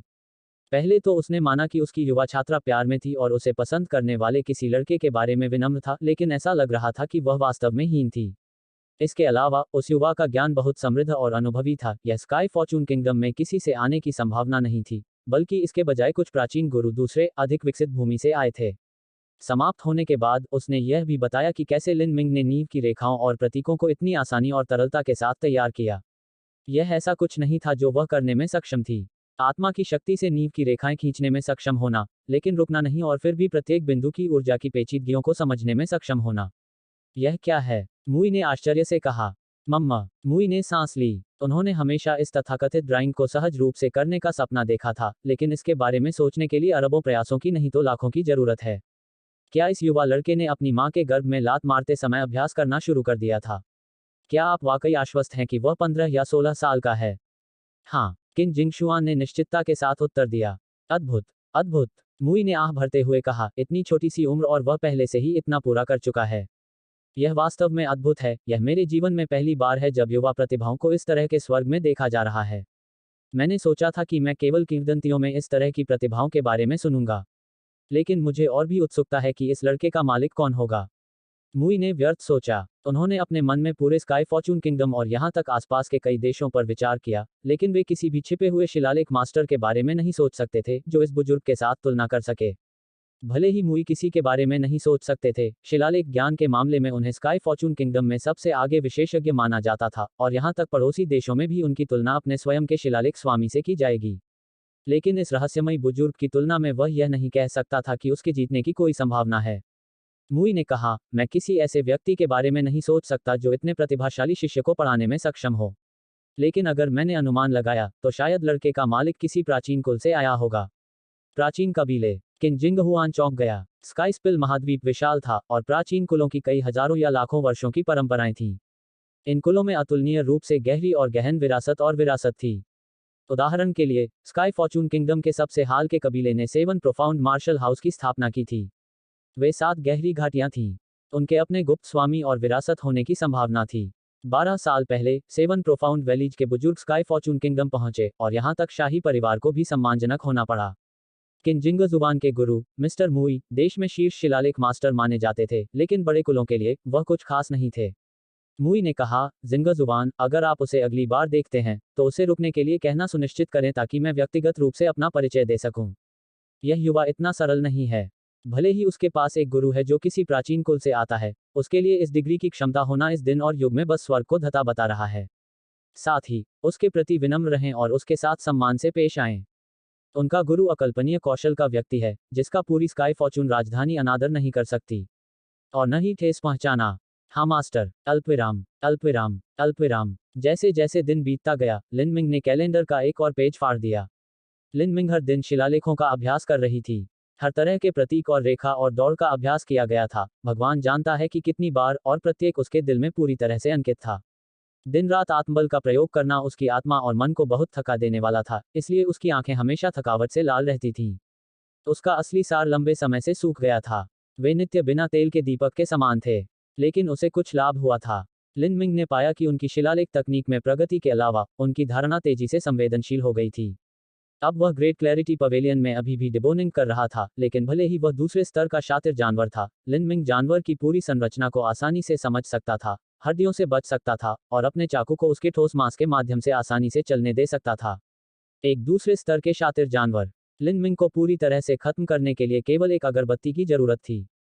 इतनी तेज गति से ग्रेट क्लैरिटी पवेलियन के कर्मचारी पहले तो चकित रह गए और उन्हें विश्वास नहीं हुआ, लेकिन इसे देखकर वे अविश्वास से स्तब्ध हो गए। अब ग्रेट क्लैरिटी पवेलियन में लिन मिंग का दर्जा काफी ऊंचा था। उनके काम के घंटे वैकल्पिक थे और भीड़ का समय भी वैकल्पिक था। उनका वेतन मास्टर शेफ से कम नहीं था। इस तरह के व्यवहार से कोई भी कर्मचारी संतुष्ट होगा। और हालांकि लिन मिंग विशेषाधिकार प्राप्त थे, फिर भी वे प्रतिदिन 2 घंटे डिबोनिंग करते रहे। यह उनके लिए अभ्यास का एक रूप भी था। आत्मा शक्ति के उपयोग का लाभ उठाने के लिए डिबोनिंग एक अच्छा तरीका था। हालांकि लिन मिंग ने जल्द ही खुद को 2 घंटे काम करने में सक्षम नहीं पाया। ग्रेट क्लैरिटी पवेलियन की संपूर्णता में पर्याप्त शातिर जानवर नहीं थे। वास्तव में स्टोरहाउस के सभी स्टॉक किए गए सामान पहले से ही लिन मिंग द्वारा काटे गए और तैयार किए गए थे। जब सिस्टर लैन, जो कि प्रतिदिन रसोई की जांच करने के लिए जिम्मेदार थी, बर्फ के गोदाम में गई, तो उसने देखा कि सभी शातिर जानवर मांस और हड्डी के साफ सुथरे ढेर में बदल गए थे। इतना ही नहीं, बल्कि प्रत्येक पीस आकार और मार्बलिंग में एक समान था। सिस्टर लैन स्वाभाविक रूप से अवाक थी। यह छोटा लड़का तो बस एक मशीन थी। अंत में, यह पहले महीने के आखिरी 10 दिन थे। लिन मिंग ने अपना दिमाग और सामग्री दोनों तैयार कर ली थी। एक बार फिर से शिलालेख शुरू करने का समय आ गया था। घर मार्शल वर्ल्ड अध्याय 15 भारी प्रतीक। मार्शल वर्ल्ड अध्याय 15 भारी प्रतीक। पिछला अध्याय। अगला अध्याय। खेले मात्रा रात के 12 बजे, रात के 12:19 ट्रुवितपूर्ण स्क्रीन। अध्याय 15 भारी प्रतीक। अल्पविराम अल्पविराम अल्पविराम। आज लिन मिंग ने यथासंभव तैयारी की थी, केवल रेखाओं और प्रतीकों के अनुरेखण में वह उन उदात्त आचार्यों से कम नहीं थे। स्काई विंड ग्रास जूस में हेरफेर करते हुए लिन मिंग ने अपने दोनों हाथ खोल दिए और पन्ना तरल की एक बूंद हवा में उड़ गई, जहां वह लगातार बनी रही। इस तरल हरे मोती को देखते हुए लिन मिंग ने अपनी आंखें बंद कर लीं और उसके हाथ चमकने लगे और मुहरों की एक श्रृंखला बन गई। ये हलचलें बहुत पहले उनके दिमाग में छपी हुई थीं, और आत्मा के टुकड़े की यादों के साथ ये जटिल संकेत सांस लेने की तरह सहज थे। एक गहरी सांस के साथ लिन मिंग ने शुरुआत की।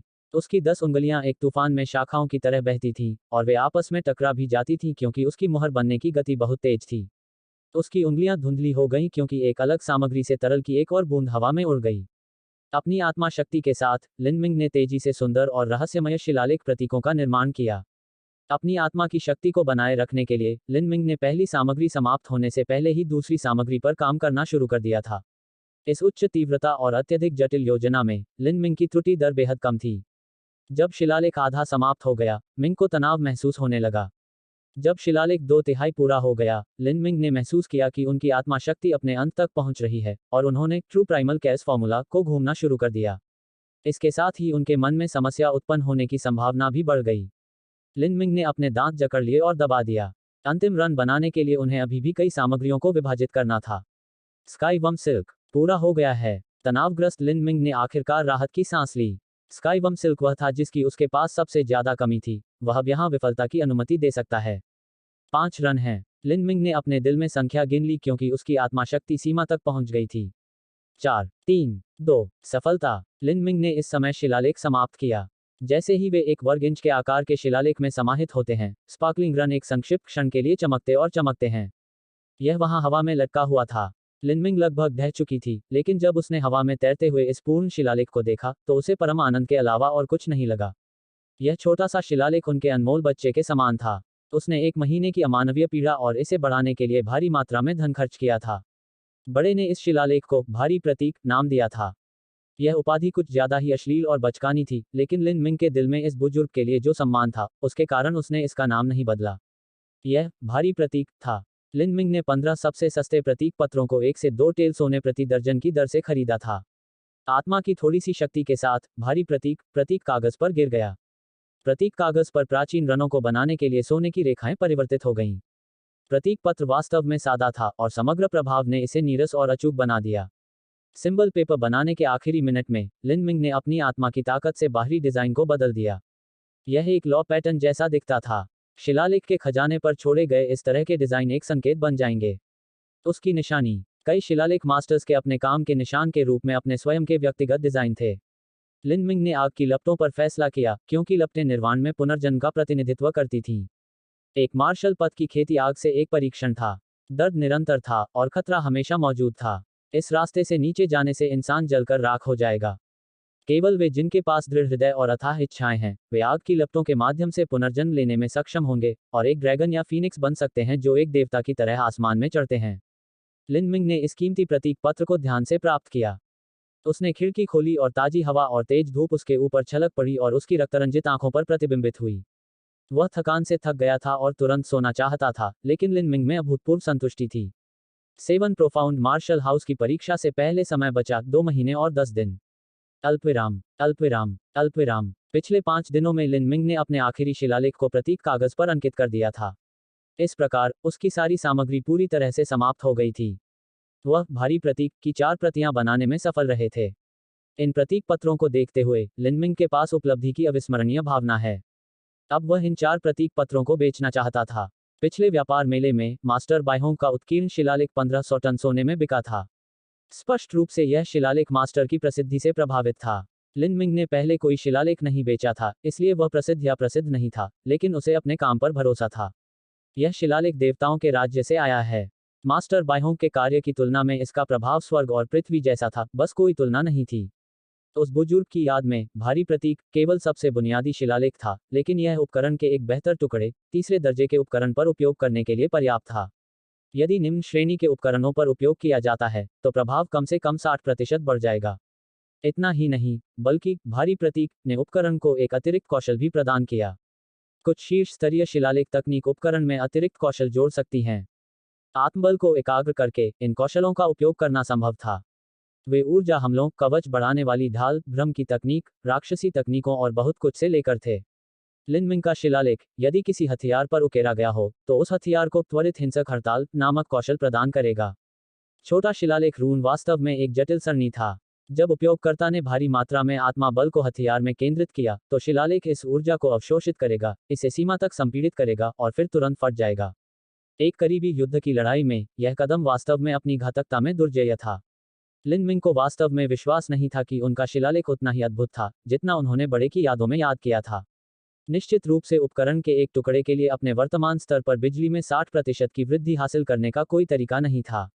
जहां तक तत्काल हिंसक हमले का सवाल है, लिन माइंड को नहीं पता था कि क्या यह वास्तव में काम करेगा, क्योंकि शिलालेख तकनीक बहुत जटिल थी। अंतिम उत्पाद बनाने के बाद उन सभी रनों और प्रतीकों को उस छोटे से शिलालेख में केंद्रित किया गया था, इसलिए निर्माता के लिए भी अंतिम उत्पाद की क्षमता का न्याय करना मुश्किल था। बस बहुत अधिक संभावित संरचनाएं थीं, और संभावित गलतियों की एक समान संख्या थी। सबसे खराब स्थिति में हथियार भी उड़ा सकता है। जब तक सबसे छोटी समस्याएं थीं, तब तक पूरे शिलालेख को बड़ी छूट पर बेचना होगा। लिन मिंग ने आखिरकार पूरी रात आराम की और सुबह तक आनंद से सोई। उनकी आत्मा शक्ति और ऊर्जा चरम स्थिति में थी। उन्होंने लिन शियाओडोंग से कुछ व्यापार मेलों और नीलामी घर के पते मांगे और फिर अपने प्रतीक पत्रों के साथ चले गए। उसने कुछ नए कपड़े खरीदे थे, जिसमें एक हुड वाली टोपी भी शामिल थी जो उसके चेहरे को ढांकती थी। हालांकि व्यापार मेलों और नीलामी घरों में हमेशा सुरक्षा के लिए एक अच्छी प्रतिष्ठा थी, और संरक्षक की पहचान लीक नहीं होगी, सावधान रहना सबसे अच्छा था। आखिरकार, यदि 4 प्रतीक पत्र किसी भी उच्च कीमत पर बेचे जाते हैं, तो यदि उस व्यक्ति को जाना जाता है, तो वे लूट सकते हैं और उन्हें अपनी संपत्ति के लिए मार सकते हैं। लिन मिंग सबसे पहले आधिकारिक sky fortune city auction hall में गए। स्काई फॉर्चून सिटी में कई नीलामी हॉल थे, और उनमें से एक भी ऐसा नहीं था जो दूसरों से अलग था, इसलिए उसने थोड़ी बेहतर प्रतिष्ठा वाले एक को चुना। जब तक ये 4 प्रतीक पत्र बिकेंगे, तब तक वह दवा के लिए सामग्री खरीद सकेगा। हालांकि जैसे ही लिन मिंग नीलामी घर के पास पहुंचे, उन्होंने सोचा कि यह बहुत आसान था। घर मार्शल वर्ल्ड अध्याय 16 निराशा। मार्शल वर्ल्ड अध्याय 16 निराशा। पिछला अध्याय। अगला अध्याय। खेले मात्रा रात के 12 बजे, रात के 12:19 ट्रुवित पूर्ण स्क्रीन। अध्याय 16 निराशा। अल्पविराम अल्पविराम अल्पविराम। नीलामी घर में एक अत्यंत सख्त समीक्षा प्रक्रिया थी, विशेष रूप से उनके द्वारा बेचे गए सामान के संबंध में, अन्यथा नकली और प्रतिकृतियों के माध्यम से प्राप्त करने का प्रबंधन किया जाएगा और नीलामी घर की प्रतिष्ठा को नुकसान होगा। एक नीलामी घर के लिए प्रतिष्ठा ही सब कुछ थी। एक अधेड़ उम्र के व्यक्ति ने लिन मिंग का अभिवादन किया, अधिक सटीक होने के लिए उसे अवरुद्ध कर दिया, और पूछा, सर, क्या मैं आपकी कुछ मदद कर सकता हूँ? लिन मिंग ने साफ और कुरकुरे लबादे पहने हुए थे और वह किसी भी अन्य अमीर नागरिक की तरह लग रहा था। हालांकि उसकी ऊंचाई एक वयस्क पुरुष से कई इंच कम थी। इसके अलावा उसकी आवाज अभी पूरी तरह से परिपक्व नहीं हुई थी, इसलिए इस तथ्य को छिपाना संभव नहीं था कि वह केवल 15 या 16 साल का छोटा लड़का था। इसलिए लिन मिंग ने बस अपनी आवाज में कहा, मैं यहाँ शिलालेखों के मूल्यांकन के लिए आया हूँ। उद्धरण चिन्ह। ओह। अधेड़ आदमी ने लिन मिंग को कुछ संदेह से देखा। क्या मैं आपका शिलालेख देख सकता हूँ? वास्तव में, इस आदमी का व्यवहार पहले से ही बहुत विनम्र था। कुछ शिलालेखों का मूल्यांकन करने के लिए नीलामी घर में आने वाला एक 15-16 वर्षीय पहले से ही अजीब था। कीमत अक्सर 1000 टेल सोने से अधिक हो जाती है। अधिकांश लोगों को संदेह होगा कि यह एक व्यवहारिक मजाक था। लिन मिंग द्वारा प्रतीक पत्र को बाहर निकालने के बाद अधेड़ उम्र के व्यक्ति ने इसकी घटिया गुणवत्ता पर ध्यान दिया। यह सबसे बुनियादी और सस्ता प्रतीक पत्र था जो 1 दर्जन के लिए 1 या 2 टेल सोने पर बाजार में उपलब्ध था। यद्यपि प्रतीक पत्र की कीमत ने शिलालेख की गुणवत्ता को प्रभावित नहीं किया, फिर भी यह शिलालेख मास्टर की स्थिति का संकेत था। स्वाभाविक रूप से वे इस तरह के प्रतीक पत्र का इस्तेमाल कभी नहीं करेंगे। वे आमतौर पर अपने शिलालेख के परिणामों को दिखाने के लिए उच्च गुणवत्ता वाले प्रतीक कागज का उपयोग करते थे, जिसमें प्रत्येक सोने के कई टेल्स खर्च होते थे। हालांकि, एक कमजोर ऊर्जा थी जो प्रतीक पत्र से निकलती थी, और मध्यम आयु वर्ग का व्यक्ति यह निर्धारित करने में सक्षम था कि यह एक पूर्ण और वास्तविक उत्पाद था, न कि व्यावहारिक मजाक। उसने लिन मिंग की ओर देखा और पूछा, क्या आपके पास यह बताने वाला कोई प्रमाण पत्र है कि इसे किस शिलालेख मास्टर ने बनाया है? लिन मिंग ने सिर हिलाया। अच्छा ठीक है, मेरे साथ चलो। उद्धरण चिन्ह। अधेड़ उम्र का आदमी लिन मिंग को दालान के रास्ते नीलामी घर के पीछे एक मूल्यांकन कक्ष में ले गया। मूल्यांकन कक्ष में मौजूद व्यक्ति ने एक बिना रंग का काला वस्त्र पहना था और अपने 50 या 60 के दशक में एक कठोर दादा की तरह लग रहा था। लिन मिंग ने उन्नत मूल्यांकक लिखने वाले व्यक्ति के सामने चिन्ह भी देखा। काले वस्त्र वाले व्यक्ति ने इस प्रतीक पत्र को हाथ में लिया और नोट किया कि शिलालेख निचले कागज पर रखा गया था, लेकिन उसने कोई भी अभिव्यक्ति प्रकट नहीं की जिससे यह संकेत मिले कि वह घृणित या संदेहपूर्ण था। इसके बजाय, उसने एक शांत और शांत आचरण बनाए रखा, और चुपचाप सफेद दस्ताने की एक जोड़ी पर फिसल गया और अपना पूरा ध्यान काम के एक ईमानदार और व्यवहारिक मूल्यांकन की ओर लगाया। इससे पता चलता है कि वह एक सच्चे पेशेवर थे। हालांकि मूल्यांकन केवल तभी शुरू हुआ जब उसने अपना सिर उठाया, उसका चेहरा थोड़ा और गंभीर था, और उसने लिन मिंग को देखा। अगर मैं गलत नहीं हूं, जिसने इस शिलालेख का प्रतीक बनाया है, उसकी ताकत शरीर परिवर्तन चरण के तीसरे स्तर से अधिक नहीं होनी चाहिए। शिलालेख का प्रतीक हमेशा निर्माताओं की आत्मा शक्ति का एक छोटा सा संकेत होता है। एक मूल्यांकन के लिए इन निशानों के माध्यम से रचनाकारों के मार्शल आर्ट की खेती के स्तर का न्याय करना संभव था। चूंकि लिन मिंग ने शिलालेख पेपर बनाया था, इसलिए सोल फोर्ट्रेस स्वाभाविक रूप से कमजोर होगा, लेकिन चूंकि उन्होंने भारी ट्रू प्राइमल कैस फॉर्मूला का अभ्यास किया था, इसलिए आत्मा बल औसत मार्शल कलाकारों की तुलना में बहुत अधिक मोटा था। यदि मूल्यांकक जानता था कि शरीर परिवर्तन के पहले स्तर पर एकमात्र लड़के द्वारा शिलालेख बनाया गया था, तो उसकी ठुड्डी निश्चित रूप से जमीन पर गिर जाएगी। लिनमिंग जानता था कि इससे इनकार करने का कोई तरीका नहीं है, इसलिए उसने सिर हिलाया। एकमात्र आदमी ने तेजी से सांस ली और फिर आह भरी, यह सोचने के लिए कि युवा पीढ़ी के भीतर ऐसी प्रतिभा थी। एक छोटे से तीसरे स्तर के शरीर परिवर्तन की साधना एक शिलालेख का प्रतीक बना सकती है। यह चौंकाने वाला है। आमतौर पर शिलालेख के स्वामी पुरानी पीढ़ी के थे और अधिकांश हड्डी फोजिंग सीमा से ऊपर थे। कई तो स्पंद संघनक सीमा से भी टूट गए और कुछ पूर्वाकाशीय सीमा पर भी। शायद यह तीसरे स्तर का शरीर परिवर्तन सिर्फ एक शिलालेख परास्नातक प्रशिक्षु था और भाग्यशाली होने और एक सफल शिलालेख बनाने के लिए हुआ। हालांकि यह लड़का एक ही शिलालेख में से 4 में लाया, जो वास्तव में अद्भुत था। लिनमिंग ने बूढ़े आदमी की प्रशंसा सुनी और सोचा कि सब कुछ ठीक चल रहा है, लेकिन उसे उम्मीद नहीं थी कि बूढ़ा आदमी अपना विचार बदल देगा। यह एक पूर्ण और वास्तविक शिलालेख प्रतीक है, लेकिन निर्माता केवल एक प्रशिक्षु है, इसलिए हम उस ताकत में वृद्धि या शिलालेख की अखंडता की पहचान करने में असमर्थ हैं। आपको पता होना चाहिए कि एक प्रशिक्षु की आत्मा शक्ति आमतौर पर मात्रा और गुणवत्ता में सीमित होती है और असंख्य और जटिल शिलालेख डिजाइनों को पूरा करना बहुत मुश्किल होता है। यहाँ तक अगर प्रतीक 10% की ताकत बढ़ाता है, अगर इसे बेहतर उपकरणों पर नहीं रखा जा सकता है, तो हम इसे नीलाम नहीं कर सकते क्योंकि असफल उत्पाद नीलामी घरों की प्रतिष्ठा को नुकसान पहुंचाएगा। उद्धरण चिन्ह। शिलालेखों का उपयोग केवल बेहतर उपकरणों पर किया जाता था, क्योंकि केवल बेहतर उपकरण ही मजबूत थे जो युद्ध में मार्शल कलाकारों की आत्मा शक्ति और ऊर्जा को केंद्रित करते थे। चूंकि शिलालेखों ने आत्मा शक्ति को संशोधित किया है, इसलिए इसे कम से कम उस स्तर का होना चाहिए। इसलिए सबसे कम गुणवत्ता वाला सामान जिस पर कोई शिलालेख लगाएगा, वह कम से कम कई हजार सोने की पूंछ थी। यह उपकरण ऐसा कुछ नहीं था जिसे औसत व्यक्ति प्राप्त करने में सक्षम था। यहाँ तक कुलीन परिवारों के कनिष्ठों को भी इस तरह के उच्च गुणवत्ता वाले हथियार रखने के लिए कम से कम मांसपेशियों या हड्डी फोजिंग स्तर को बदलने के लिए खेती करनी पड़ती थी। उदाहरण के लिए, वांग येगाओ की एक उत्कृष्ट पारिवारिक पृष्ठभूमि थी, लेकिन क्योंकि उनकी खेती कम थी, भले ही उन्होंने एक अच्छी नीली तलवार का इस्तेमाल किया था, लेकिन इसका मतलब यह नहीं था कि यह एक खजाना था। वह नीली तलवार मात्र 200 टेल सोने की थी। एक हथियार पर आप जितनी बार उत्कीर्ण कर सकते हैं, वह सीमित था, अनिवार्य रूप से, यह केवल एक बार था। एक शिलालेख के बाद दूसरे को नहीं रखा जा सकता है। इसके बारे में सोचकर, कौन एक हथियार पर कई हजार टन सोना खर्च करेगा, केवल उस पर संदिग्ध मूल का शिलालेख लगाने के लिए। इसलिए प्रशिक्षुओं के लिए शिलालेख बाजार मौजूद नहीं था। लिनमिंग ने इस परिणाम की उम्मीद की थी और कहा, मुझे केवल 3 की नीलामी करने की आवश्यकता है, अंतिम जिसे आप प्रयोगों के लिए उपयोग कर सकते हैं। शिलालेख बनने के बाद परिणाम का परीक्षण करना बहुत मुश्किल है। यहाँ तक रचनाकार भी इसकी प्रभावशीलता का अनुमान ही लगा सकता है। जब एक मार्शल कलाकार ने एक शिलालेख खरीदा, तो वह मूल रूप से अपनी किस्मत पर जुआ खेल रहा था। इसलिए उच्च स्तरीय शिलालेख स्वामी अच्छी तरह से प्राप्त हुए क्योंकि उनके पास अपने उत्पादों की प्रभावशीलता की गारंटी देने की प्रतिष्ठा थी। बहुत कम लोग किसी अज्ञात गुरु के शिलालेख खरीदेंगे, किसी प्रशिक्षु के तो बिल्कुल नहीं। यह सिर्फ उनके अपने कीमती पैसे के साथ जुआ था। मूल्यांकक ने कहा, बेशक।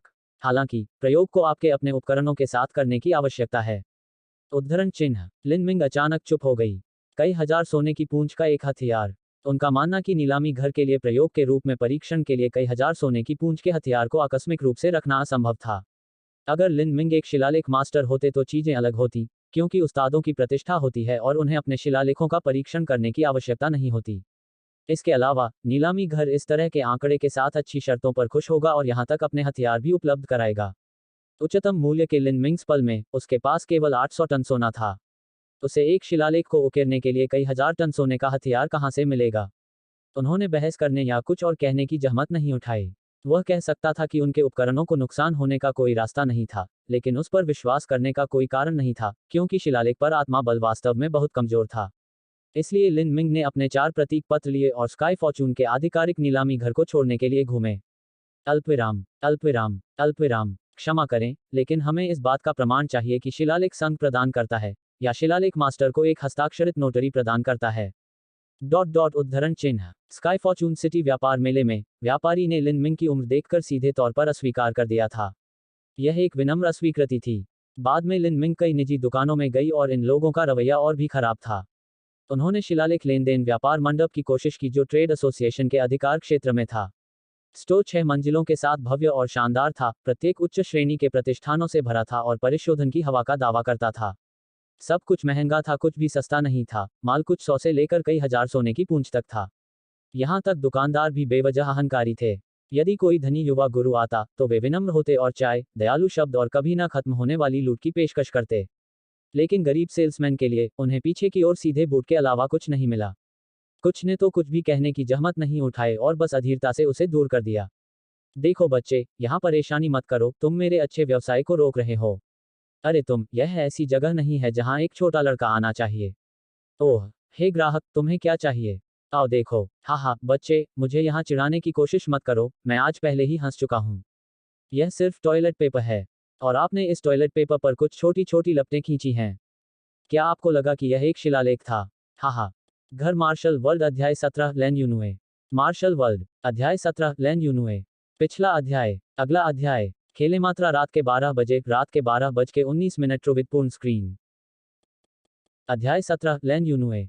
अल्पविराम अल्पविराम अल्पविराम अल्पविराम। एक पूरे दिन की अवधि में लिन मिंग ने 2 नीलामी घरों, एक व्यापार मेले और 5 खजाना व्यापार मंडपों का भी दौरा किया था, जिन्हें सम्मानित परिवारों द्वारा स्थापित किया गया था, और फिर भी उन्हें कोई खरीदार नहीं मिला था।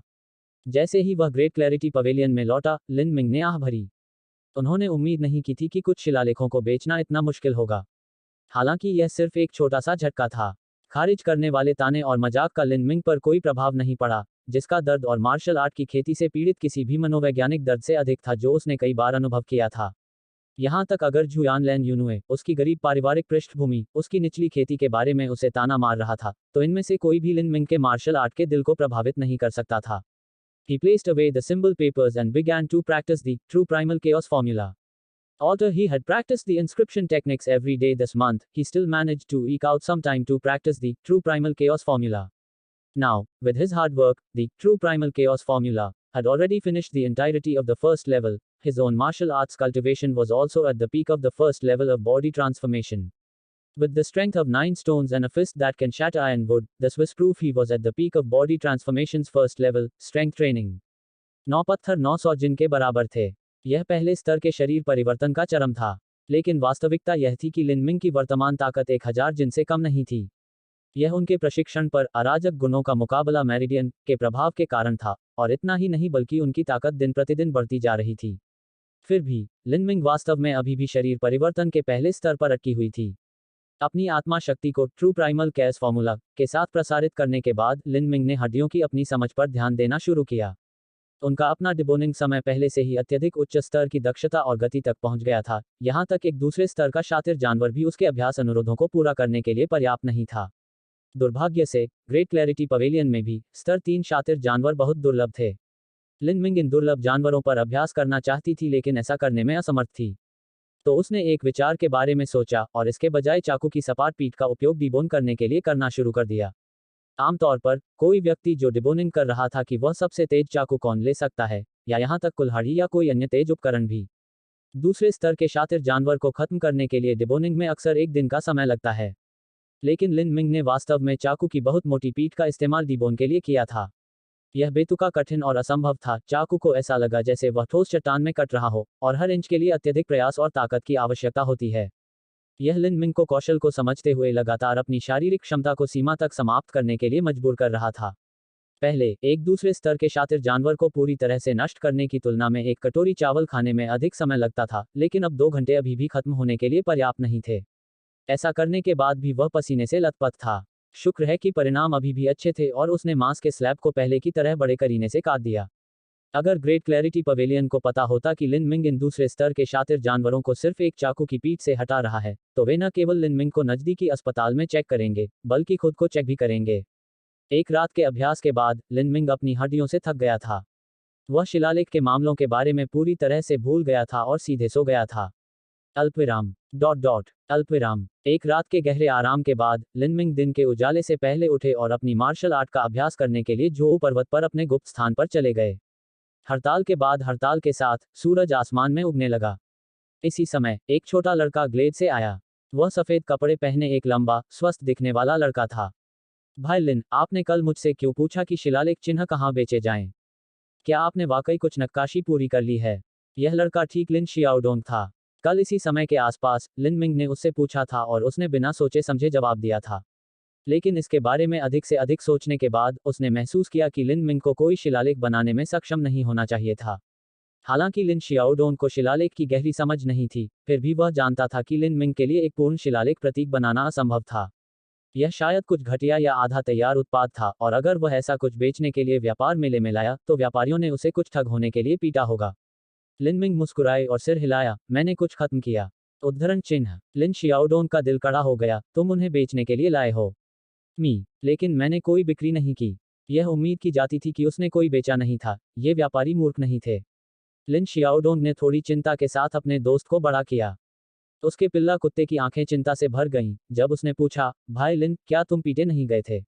उद्धरण चिन्ह। लिन मिंग चुप रह गई। उनके इस छोटे भाई की वास्तव में एक जंगली कल्पना थी। वह हंसा और अपने दोस्त को कंधे पर ताली बजाई, मैंने वास्तव में शिलालेख के प्रतीकों को समाप्त कर दिया है, और मैं कोई सेकंड हैंड ठग नहीं हूं, मुझे क्यों पीटा जाएगा? उद्धरण चिन्ह। यह कहते हुए उन्होंने उन 4 प्रतीक पत्रों को निकाला, जिन पर उन्होंने पिछले महीने काम किया था, और उन्हें लिन शियाओडोंग को दिखाया। वह नहीं चाहता था कि वह उसकी चिंता करे। हालांकि जैसे ही लिन शियाओदोंग ने इन 4 प्रतीक पत्रों को देखा, उसका चेहरा तुरंत ही डर से सख्त हो गया। इन प्रतीक पत्रों की उपस्थिति वास्तव में थी भयानक भी। देखो, उसने अनुमान लगाया कि लिन मिंग के शिलालेख दूसरे दर्जे के हो सकते हैं, या दोषपूर्ण भी हो सकते हैं, लेकिन यह बहुत अधिक था। कागज गाढ़ा पीला था, यह सिर्फ टॉयलेट पेपर की तरह दिखता था जिसे कई बार इस्तेमाल किया गया था। कोई मूर्ख ही इसे खरीदेगा। लिन शियाओडोंग ने पहले शिलालेख के आचार्यों द्वारा कई प्रतीक पत्र देखे थे, और वे हमेशा चमकीले, साफ चादरों पर झिलमिलाते रंग थे। लिन शियाओडोंग ऐसा लग रहा था जैसे उसने खराब दलिया खा लिया हो। उसने एक सूखी मुस्कान दी। हे मेरे भाई, मेरे प्यारे भाई। उसके पास लिन मिंग को शर्मिंदा करने की हिम्मत नहीं थी, जो शायद पीड़ित था। वह केवल कई सौ टेल्स सामग्री के बारे में सोच सकता था जो टॉयलेट पेपर से अधिक हो गई थी।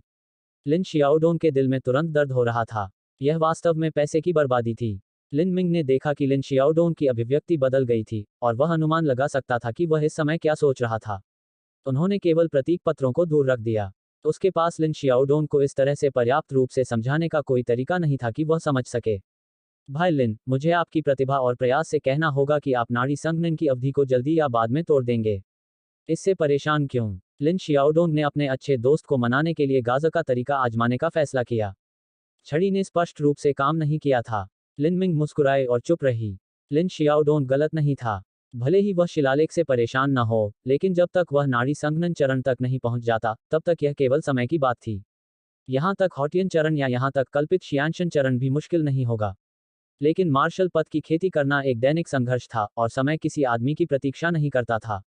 यदि वह अपनी युवावस्था में अपनी साधना में उतनी तेजी से सुधार नहीं करता जितना वह कर सकता था, तो यह केवल उम्र के साथ और अधिक कठिन होता जाएगा। यदि वह विशेष दवाओं या जादुई वस्तुओं का उपयोग नहीं करता है और केवल अपने मेहनती प्रयासों पर भरोसा करता है, भले ही उसके पास ठोस आधार हो, फिर भी इसमें बहुत अधिक समय लगेगा।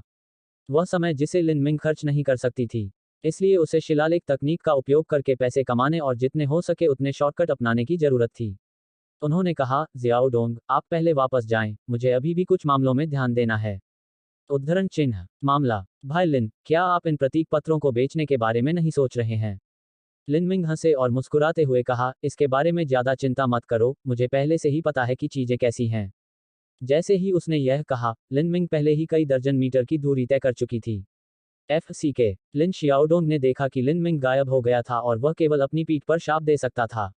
वह जानता था कि लिन मिंग ने उसके पाठ्यक्रम पर फैसला कर लिया था और वह इसे बदल नहीं सकता था। मेरे भाई कृपया सावधान रहें। हालांकि लिन मिंग की वास्तव में दृढ़ इच्छाशक्ति और आकांक्षाएं थीं, कुछ चीजें स्वर्ग के नियंत्रण से भी परे थीं।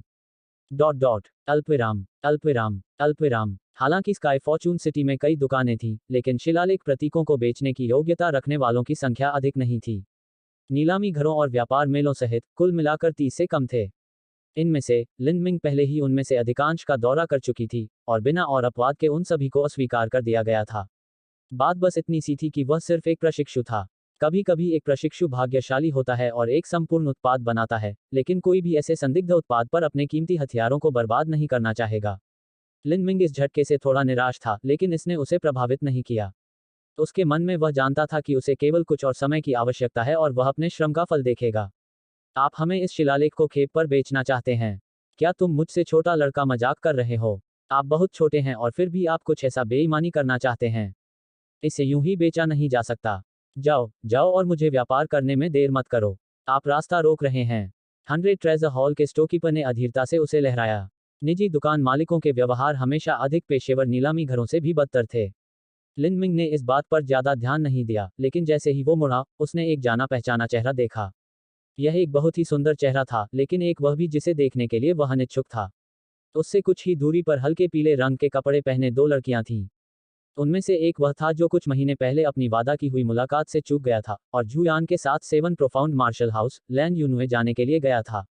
लैन यून्यू भी अभी अभी आई थी और उसने लिन मिंग के हाथ में 4 टेढ़े मेढ़े प्रतीक पत्रों को देखा और उन शब्दों के बारे में सोचा जो स्टोकीपर ने और अभी अभी कहा था। उसका सांवला रंग बदल गया। लैन यूनुए ने पहले शिलालेख के प्रतीक पत्रों को नहीं देखा था, लेकिन अगर उसके पास भी होता तो वह लिन मिंग के हाथ में उन काल्पनिक वस्तुओं को इन खुरदुरे कागजों से नहीं जोड़ती। उसने अनुमान लगाया कि लिन मिंग सामानों की पुनर्विक्रय कर रही थी। कुछ सामानों की कीमत अधिक नहीं थी और वे ऐसी चीजों को खरीदने और कीमतों में अंतर के लिए उन्हें अधिक सामान्य, कम अंत वाले बाजारों में बेचने की कोशिश करेंगे। इस तरह के काम में कम मुनाफा होता था और सबसे बढ़कर, यह ऐसा काम नहीं था जिसके लिए कोई अपना सिर ऊंचा रख सकता था।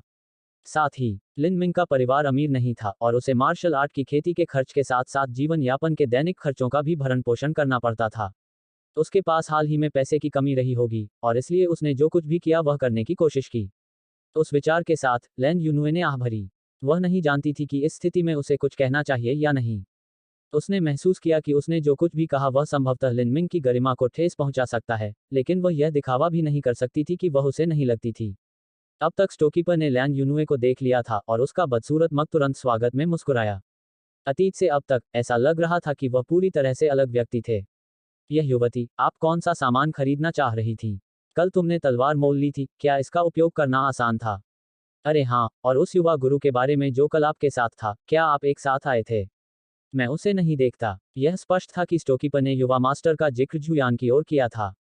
स्टोकीपर के चेहरे पर उस मुस्कान को देखकर, लिन मिंग को यह भी पता चल गया था कि पिछली बार जब जुयान लैन यूनुए के साथ यहां आया था, तो स्टोकीपर ने कुछ अच्छा किया था। लैन यूनुए ने नहीं सोचा था कि स्टोकीपर इस समय जुयान का उल्लेख करेगा, जिसने स्थिति को और अधिक अजीब और तनावपूर्ण बना दिया। वह समझाना चाहती थी कि उसने जुयान के साथ कुछ नहीं किया था, लेकिन उसने शब्दों को अपनी जुबान पर रखा था। उसका चेहरा पीला पड़ गया और उसने खुद को स्टील कर लिया। वह अब छोटी लड़की नहीं थी और उसे इन बातों के बारे में स्पष्ट होना था। जल्दी या बाद में वह जू परिवार में शादी कर लेगी और हालांकि वह जुयान को पसंद नहीं करती थी, लेकिन अपने लक्ष्यों के लिए, उसने अपने भाग्य को धोखा दिया था और विश्वासघात का रास्ता चुना था। थोड़ा और तनावपूर्ण होने के बाद, लैन यूनुए ने धीमी आवाज में पूछा, थोड़ी देर हो गई। क्या तुम ठीक हो? ठीक है, लिन मिंग ने शांति से उत्तर दिया। अतीत में जो था वह अतीत में था, वह इन मामलों पर ध्यान नहीं देना चाहता था। ठीक है, यदि आप वास्तव में ठीक होते, तो आप वहां कैसे होते? एक 15 वर्षीय लड़का खेती की पीड़ा से पीड़ित है, जबकि उसे अपनी आजीविका की भी चिंता है और दूसरों के उपहास का अनुभव कर रहा है। क्या यह वास्तव में ठीक था? लैन यूनुए लिन मिंग की जिद को जानती थी, लेकिन उसकी इस तरह उपस्थिति को देखकर, वह केवल आग्रह कर सकती थी, तुमने पीछे मुड़ने के बारे में नहीं सोचा था? प्रश्नवाचक चिन्ह उद्धरण चिन्ह। पीछे मुड़ो। वापस कहाँ की ओर मुड़े? हा, क्या आप मुझे मार्शल आर्ट छोड़ने के लिए कह रहे हैं? मैं ऐसा नहीं कह रहा हूँ। मैं केवल इतना कह रहा हूँ कि मार्शल आर्ट की खेती करना शरीर के लिए खतरनाक है। यदि आपके पास दवा खरीदने के लिए पर्याप्त पैसा नहीं है, तो स्थायी विकलांगता को सहना आसान है। लैन यूनुए ने आह भरी और उसकी निगाह लिन मिंग के हाथ में प्रतीक पत्रों पर पड़ी। कुछ छोटे सामानों को फिर से बेचने से आप जो पैसा कमाते हैं, वह मार्शल आर्ट की खेती की जरूरतों को पूरा करने के लिए पर्याप्त नहीं है। मुझे नहीं लगता कि आपको अभी तक किसी चीज का सामना करना पड़ा है।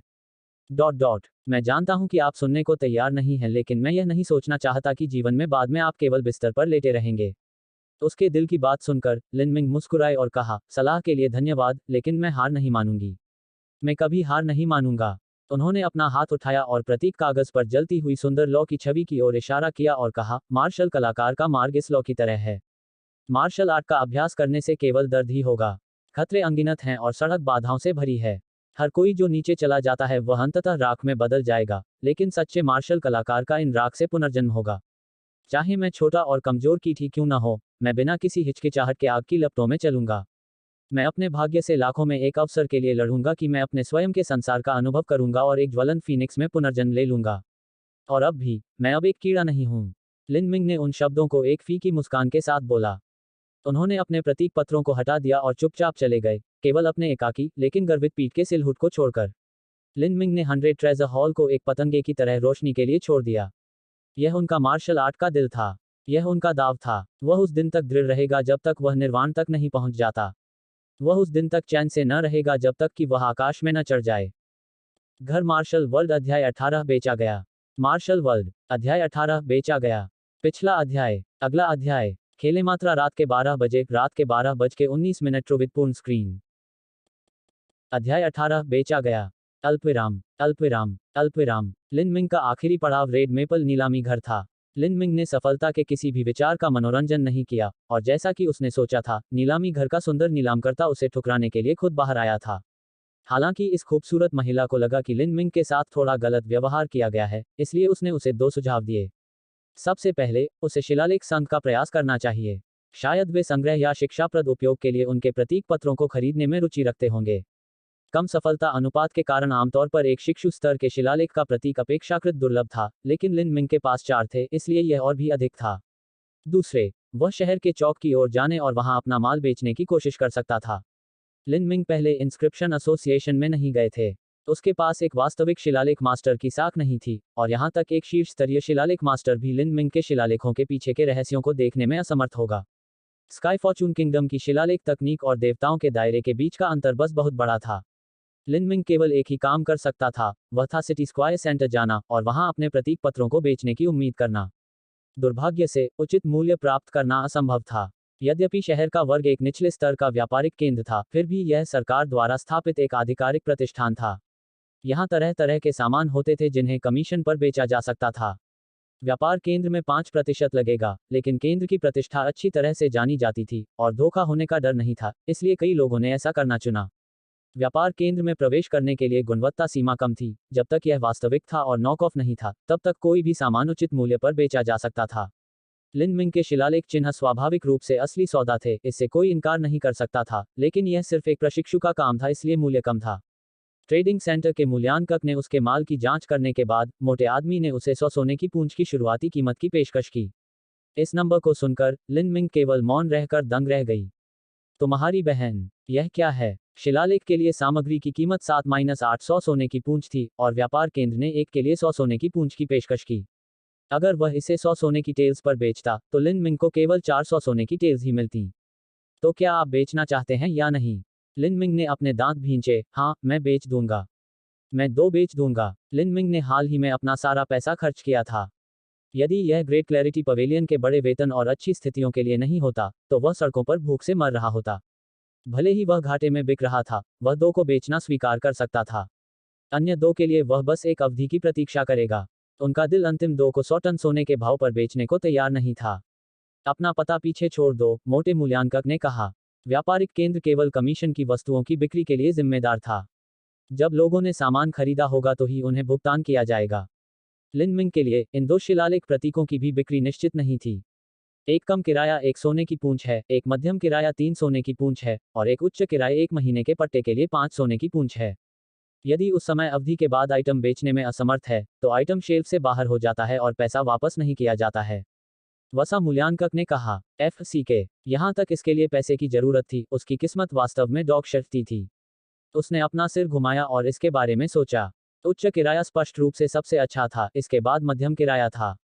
कम किराया शायद कोई छायादार कोना था जहां कोई भी उसका सामान नहीं देखता था। लिन मिंग ने अपनी जेब से 5 सोने की पूंछ निकाली और 3 सोने की पूंछों को सक्षम पर थप्पड़ मारा। मैं मध्यम किराया लूंगा। उद्धरण चिन्ह, यह सोचने के लिए कि मामला इस पर आएगा। शिलालेख निस्संदेह एक स्वामी से भी बदतर था, लेकिन अब यह केवल 100 टन सोने में बिकता था और उसे किराए के शुल्क के साथ साथ 5% कर भी देना पड़ता था। और यह इस बात पर भी निर्भर करता था कि किसी ने उसका सामान खरीदा है या नहीं। लिन मिंग ने आह भरी। अनजान होना वाकई मुश्किल था। उसने सोने की 2 पुड़ियां वापस अपनी जेब में रख लीं और जोर जोर से मुस्कुराने लगा। अपनी मार्शल आर्ट की खेती के लिए कोई दुर्लभ दवा खरीदने की बात तो दूर, वह भाग्यशाली होगा यदि उसके पास मेज पर रखने के लिए पर्याप्त भोजन हो। दवाओं के बिना और किसी अन्य सामग्री के बिना लिन मिंग को अपने अच्छे भाई लिन शियाओडोंग से पैसे उधार लेने के लिए कहना सही नहीं लगा। इसलिए वह जोऊ पर्वत में रहे और ट्रू प्राइमल कैश फॉर्मूला का अभ्यास किया। एक के बाद एक दिन ऐसे ही बीतते गए। पहले ही 7 दिन हो चुके थे। सिटी स्क्वायर ट्रेडिंग सेंटर हमेशा से चहल पहल वाला स्थान रहा है। अच्छे निर्णय के साथ कुछ लोग यहां आएंगे और कुछ दुर्लभ सामानों की खरीदारी करेंगे जो कम कीमत पर खो गए थे। छिपे हुए खजाने को खोजना एक पुरस्कृत एहसास था। हालांकि ये लोग आमतौर पर औषधीय जड़ी बूटियों या शिलालेख प्रतीकों को नहीं देखेंगे। उनकी गुणवत्ता देखना बहुत कठिन था, इसलिए वे अक्सर इन वस्तुओं को छोड़ देते थे। इस वजह से सैकड़ों और हजारों ग्राहक आए थे, लेकिन लिन मिंग का शिलालेख चिन्ह शांति से शेल्फ पर रहा, क्योंकि किसी ने भी इसके लिए नहीं कहा था। लेकिन आज, बड़े शरीर वाला एक लंबा, बौना आदमी व्यापार केंद्र में टहलता हुआ आया। उसका पूरा शरीर मोटी मांसपेशियों से लिपटा हुआ था और वह खुरदुरा रूप था। वह सिर्फ डराने वाला आदमी था। वह अपनी पीठ पर 4 फुट लंबी तलवार लिए हुए था और एक बाघ की तरह गर्व से चल रहा था जो मुसीबत की तलाश में था। उस व्यक्ति की आंखें ठंडी थीं। उसके शरीर पर चोट के निशान थे। वह एक ऐसा व्यक्ति था जिसने अनगिनत जीवन या मृत्यु के अनुभवों का अनुभव किया था। यह आदमी एक सच्चा हत्यारा था। मार्शल हाउस में प्रशिक्षण लेने वाले वे छोटे लड़के उनकी उपस्थिति से तुलना नहीं कर सकते थे। इस व्यक्ति को देखकर मोटा मूल्यांकक सिकुड़ गया। यह आदमी शरीर परिवर्तन के 5वें स्तर पर था। हड्डी फोजिंग के चरम पर एक बिजली घर। यह व्यक्ति नाड़ी संघनन काल से मात्र एक कदम की दूरी पर था। लेकिन इस एक कदम में बहुत से ऐसे लोग थे जो अपने पूरे जीवन में पार नहीं कर पाए। ग्राहक क्या खरीदना चाहता है? मोटा मूल्यांकक खड़ा हुआ और अभिवादन किया। उस आदमी ने एक भी शब्द नहीं कहा और बस इधर उधर देखा, तो चतुराई से मूल्यांकक भी चुप रहा। उस आदमी ने दुकान के चारों ओर देखा और ऐसा नहीं लगा कि किसी चीज ने उसकी रुचि को पकड़ लिया, जब तक कि अचानक उसने कागज की 2 पीली पर्चियों की ओर इशारा किया जो कांच के शीशे के बीच दबी हुई थीं। यह शिलालेख का प्रतीक है। हाँ, यह 100 सोने की पूंछ है। उस आदमी ने आश्चर्य से कहा। सामान्य शिलालेख के प्रतीक की कीमत 1000 से अधिक सोने की पूंछ है। 100 सोने की पूंछ वास्तव में सस्ती थी। स्टोकीपर ने सच्चाई से कहा, यह एक शिलालेख प्रशिक्षु का उत्पाद है।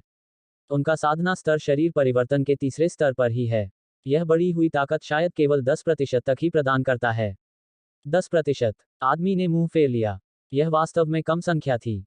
लेकिन अफसोस, वह 1000 से अधिक सोने की पूंछ के शिलालेख चिन्हों को खरीदने का जोखिम नहीं उठा सकता था। इस हीरो का नाम टाई फैंग था। उनकी पृष्ठभूमि सामान्य थी और उनका वेतन इस बात पर निर्भर करता था कि सेना उनके लिए क्या प्रदान करती है। उसे अपनी दवा की आपूर्ति के साथ साथ अपने बुजुर्ग माता पिता का भी भरण पोषण करना था, इसलिए वह इतनी बड़ी मात्रा में सोना खर्च नहीं कर सकता था। 1000 सोने की पूंछ भी नहीं, लेकिन 100 भी एक बहुत बड़ी कीमत थी। 1 महीने पहले, टाई फैंग सशस्त्र बलों के साथ एक अभियान पर गया था और दुश्मन के नेता का सिर ले लिया था, जो हड्डी बनाने की अवस्था में भी था। उसने अपनी तलवार को युद्ध की लूट के रूप में लिया। यह तलवार मानव चरण का खजाना थी। सेना का नियम था कि कमाया हुआ खजाना अपना होता था। इस तरह, टाई फैंग को एक कीमती तलवार मिली। हालांकि, तलवार क्षतिग्रस्त हो गई थी, तलवार की नोक टूट गई थी। यह अधूरा खजाना एक सीमित प्रभाव ही प्रदर्शित कर सका। जब मार्शल कलाकार ने अपनी आत्मा शक्ति को हथियार में केंद्रित किया, क्योंकि तलवार अधूरी थी, युद्ध की ताकत भी कम हो गई थी। इसके अलावा, टाई फैंग भी निराश था कि तलवार में शिलालेख का प्रतीक नहीं था, इसलिए इसकी ताकत एक स्तर से भी कम थी। टाई फैंग ने उस पर एक शिलालेख को उकेरने के बारे में नहीं सोचा था, क्योंकि वह उच्च कीमत वहन करने में असमर्थ था, और इसलिए भी कि तलवार क्षतिग्रस्त हो गई थी, इसलिए कोई कह सकता था कि यह शिलालेख के प्रतीक जैसी किसी चीज के योग्य नहीं थी। लेकिन एक प्रशिक्षु से इस शिलालेख के प्रतीक को देखकर, उसे इसकी अपील दिखाई देने लगी। आमतौर पर एक प्रतीक जो 30% की ताकत बढ़ाता है, वह लगभग 1500 सोने की पूंछ लेता है। लेकिन इससे केवल एक हथियार में 10% की वृद्धि हुई, इसलिए कीमत केवल 100 सोने की थी। प्रभावशीलता और लागत का अनुपात अधिक था, लेकिन इससे भी महत्वपूर्ण बात यह थी कि वह इसे वहन कर सकता था। कल सेना के मार्शल आर्ट टूर्नामेंट का तीसरा दौर था। उनका अगला प्रतिद्वंद्वी काफी कठिन था। अगर वह अपनी तलवार की ताकत को थोड़ा बढ़ा सके, तो उसके जीतने की संभावना बहुत अधिक होगी। 30 साल की उम्र के भीतर सभी मार्शल कलाकारों द्वारा टूर्नामेंट की आवश्यकता थी। यदि किसी का परिणाम बहुत अच्छा होता, तो वे महान पुरस्कार प्राप्त करते, या सैन्य रैंक में पदोन्नति भी प्राप्त करते। टाई फैंग के सैन्य कारनामे पहले ही पूरे वर्षों में जमा हो चुके थे। अगर उसने इस बार अच्छे परिणाम दिखाए, तो उसे 10,000 आदमियों का कप्तान भी बनाया जा सकता है। इसके अलावा वह पुरस्कार चाहता था। 10 साल पहले उसकी मां ने हर्बल दवाएं चुनी थी ताकि वह अपनी मार्शल आर्ट का अभ्यास जारी रख सके और एक चट्टान से गिर गया और उसके दोनों पैर टूट गए। तब से वह बिस्तर पर ही बंद थी। टाई फैंग ने स्वर्ग की शपथ ली कि वह अपनी मां के लिए दुर्लभ दवा ब्लैक जेड पेस्ट खरीदेगा। ब्लैक जेड पेस्ट में टूटी हुई हड्डियों को ठीक करने की क्षमता होती है अगर ठीक से सेट किया जाए। इससे वह अपनी मां के दोनों पैरों को ठीक कर सकेगा और वह फिर से चल सकेगी। लेकिन इस दुर्लभ दवा की कीमत 5000 सोने की टेल थी। उसके लिए अब यह केवल एक अकल्पनीय आंकड़ा था। इसे ध्यान में रखते हुए, टाई फैंग को अपने हाथों से जीत हासिल करनी चाहिए। कल टूर्नामेंट का तीसरा दिन था, और मार्शल किंग जियो भी व्यक्तिगत रूप से भाग लेंगे। वह देश में नंबर 1 व्यक्ति था। कोई रास्ता नहीं था कि वह लाइन पर इतना कुछ हो सकता था। अपने परिवार के लिए, अपनी मां के लिए। टाई फैंग ने अपने दांत जकड़े और स्टोकीपर से कहा, यह शिलालेख प्रतीक है, मैं इसे लूंगा। उद्धरण चिन्ह, अल्पविराम। बिल्कुल नहीं। किसी तरह आप 95 टन सोना वापस लाने में कामयाब रहे। लिन शियाओडोंग ने लिन मिंग्स के हाथ में बैंकनोट देखा और विश्वास नहीं कर सका कि यह असली है। वह यह नहीं कह सका कि उसने अपने मन में क्या सोचा था कि कुछ दयनीय मूर्ख और टॉयलेट पेपर का एक टुकड़ा खरीदने के लिए 95 सोने की पूंछ खर्च की। यह 92 सोने की पूंछ है, लिन मिंग ने कहा। शहर के चौराहों का व्यापार केंद्र पैसे के मामले में बहुत तेज था। खरीद के अगले दिन उन्होंने लिन मिंग को उसका लाभ सौंप दिया था। यह मूल रूप से 100 सोने की पूंछ थी और किराए के लिए 5% और 3 सोने की पूंछ निकालने के बाद 92 सोने की पूंछ बची थी। एक शिलालेख का प्रतीक जिसका न्यूनतम मूल्य 1000 टन सोना होना चाहिए था, केवल 92 में बेचा गया। यह वास्तव में लिन मिंग को हैरान कर गया कि जिस व्यक्ति ने इसे खरीदा था, उसने इतना मुनाफा कमाया, लेकिन यह सच था कि उन्हें खरीदने वालों ने जोखिम उठाया। किसी भी तरह की दुर्लभ दवा खरीदने के लिए 90 टन सोना पर्याप्त नहीं था। घावों को ठीक करने वाले सामान्य प्रकार को खरीदना ही काफी था। लिन मिंग ने सिर हिलाया और कुछ सामग्री देखने के लिए दवा की दुकान पर गई। वह जो नहीं जानता था वह यह था कि इस समय आर्मर ग्राउंड में बेजोड़ धूमधाम और भव्य का एक टूर्नामेंट चल रहा था, मार्शल कलाकारों की भव्य सभा। अल्पविराम 10 माइल मैदान में धधकते सूरज के नीचे लोहे के भारी कवच हुए 10,000 सैनिक एक तंग चौकोर फॉर्मेशन में खड़े थे। अगर कोई उनसे सीधे संपर्क करता तो उन्हें युद्ध की आभा महसूस होती, मानो वे किसी प्राचीन युद्ध के मैदान में डूब रहे हों, जैसे मृत्यु के देवता उनकी ओर सरपट दौड़ रहे हों। ये थे स्काई फॉर्चून किंगडम के सबसे शानदार योद्धा। यहां तक एक को बेतरतीब ढंग से चुनना, यह कहना मजाक नहीं था कि वे 10 अन्य योद्धाओं के खिलाफ लड़ सकते थे। इन सैनिकों के सामने सीटों की कतारें थीं। इसके मध्य में स्वर्ण कवच पहने एक व्यक्ति बैठा था। हालांकि उसके मंदिर के घने बाल पहले से ही सफेद हो रहे थे, उसकी अभिव्यक्ति उज्ज्वल थी और उसकी आंखें बाज की तरह तेज थीं। उन्होंने नायकों के बीच एक नायक, अनंत शक्ति की भावना दी। यह वह व्यक्ति था जिसकी ताकत ने 80 साल पहले पूर्वी सूर्य देश को उड़ा दिया था, मार्शल किंजियो। यहाँ उनकी मौजूदगी ने दिखाया कि यह टूर्नामेंट कितना अहम है। किन परिवार भी उपस्थिति में आया, जिसमें किन जिंगजुबान और उसके गुरु, मिस्टर मुई शामिल थे। मुई पहले से ही 100 साल की थी। उसकी खेती हॉटियन की मध्य अवस्था में पहुंच चुकी थी। वह स्काई फॉर्चून के सर्वोच्च आचार्यों में से एक थे और एक शिलालेख मास्टर थे। यहाँ तक स्काई फॉर्चून किंगडम के राजा को भी उनके साथ सम्मान से पेश आना पड़ा। किन परिवार के अलावा हजारों अन्य सैन्य अधिकारी भी थे। घर मार्शल वर्ल्ड अध्याय 19 मुई का संदेह। मार्शल वर्ल्ड अध्याय 19 मुई का संदेह। पिछला अध्याय। अगला अध्याय। खेले मात्रा रात के 12 बजे, रात के 12:19 ट्रुवित पूर्ण स्क्रीन। अध्याय 19 मुई का संदेह। अल्पविराम अल्पविराम अल्पविराम। स्काई फॉर्चून किंगडम ने मार्शल आर्ट को उच्च सम्मान में रखा, खासकर सेना में। उच्च पदों पर प्रतिभाओं के चयन और मार्शल योद्धा की लड़ाई की भावना को बढ़ाने के लिए हर 3 साल में एक टूर्नामेंट आयोजित किया जाएगा। इस टूर्नामेंट के लिए आवश्यकताएं थीं कि किसी की उम्र 30 वर्ष से कम होनी चाहिए और शरीर परिवर्तन के कम से कम तीसरे स्तर को हासिल कर लिया हो। हजारों प्रतियोगी प्रवेश करेंगे और कई परीक्षणों और 3 राउंड के बाद केवल 50 ही बचे रहेंगे। अब प्रतियोगिता का तीसरा और अंतिम दौर शुरू हो रहा था। प्रतियोगी अपने दौर से गुजर चुके थे और जल्द ही केवल 50 शेष रह जाएंगे। यह आखिरी लड़ाई थी। प्रतियोगी अपनी सभी छिपी क्षमताओं को सामने रखेंगे और अपनी पूरी ताकत से लड़ेंगे। मंच एक प्रचंड आग की आभा से भर जाएगा क्योंकि प्रत्येक व्यक्ति ने अपना अंतिम स्टैंड बनाया। हालांकि प्रतियोगिता की शुरुआत ने उच्च अधिकारियों को अधिक ध्यान देने का कारण नहीं बनाया था। मैदान पर प्रतियोगियों के पास अब तक या तो कम ताकत थी या उनके बीच बहुत अधिक असमानता थी। यह अब तक 20वें दौर में पहुंच चुका था और कोई भी उग्र लड़ाई नहीं हुई थी। जिन जियो ने अब तक परवाह की, वे सभी परिणाम थे। प्रतियोगिता में अब 2 पक्ष थे। उनमें से एक जनरल का बेटा था, जो कि 29 साल का एक सुंदर आदमी था, जो बोनफोजिंग के चरम पर था। पिछले कुछ वर्षों में यह व्यक्ति कई मिशनों पर गया है और अपनी सेवा के लिए कई पदक और पुरस्कार अर्जित किए हैं। इन घटनाओं से उसकी ताकत और मजबूत हुई थी और उसके पास 2 खजाने भी थे। एक कृपाण और कवच का एक सूट।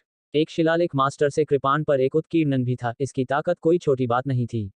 लेकिन दूसरी तरफ विनम्र मूल के एक जन्म सैनिक थे। उसका नाम टाइफैंग था। उनकी प्रतिभा उत्कृष्ट नहीं थी, लेकिन उन्होंने लगन से इस हद तक अभ्यास किया कि यह एक बेदम हो गया। वह युद्ध में निडर था, मौत की धमकी भी उसे डगमगाने का कारण नहीं बन सकी। उसने कई शत्रुओं को मार डाला था और अपने आप को बहुत से गुण अर्जित किए थे, यहाँ तक कि सेनापति के बच्चे से भी अधिक। अब टाइफैंग भी बोनफोजिंग के चरम पर था। 2 सैनिकों के लिए अपनी उम्र में इतनी समान और उच्च साधना करना दुर्लभ था। युद्ध के मैदान में अपने शत्रुओं का वध करने के बाद भविष्य में यह संभव था कि वे नाड़ी संघनन काल में प्रवेश कर देश के स्तंभ बन जाएं।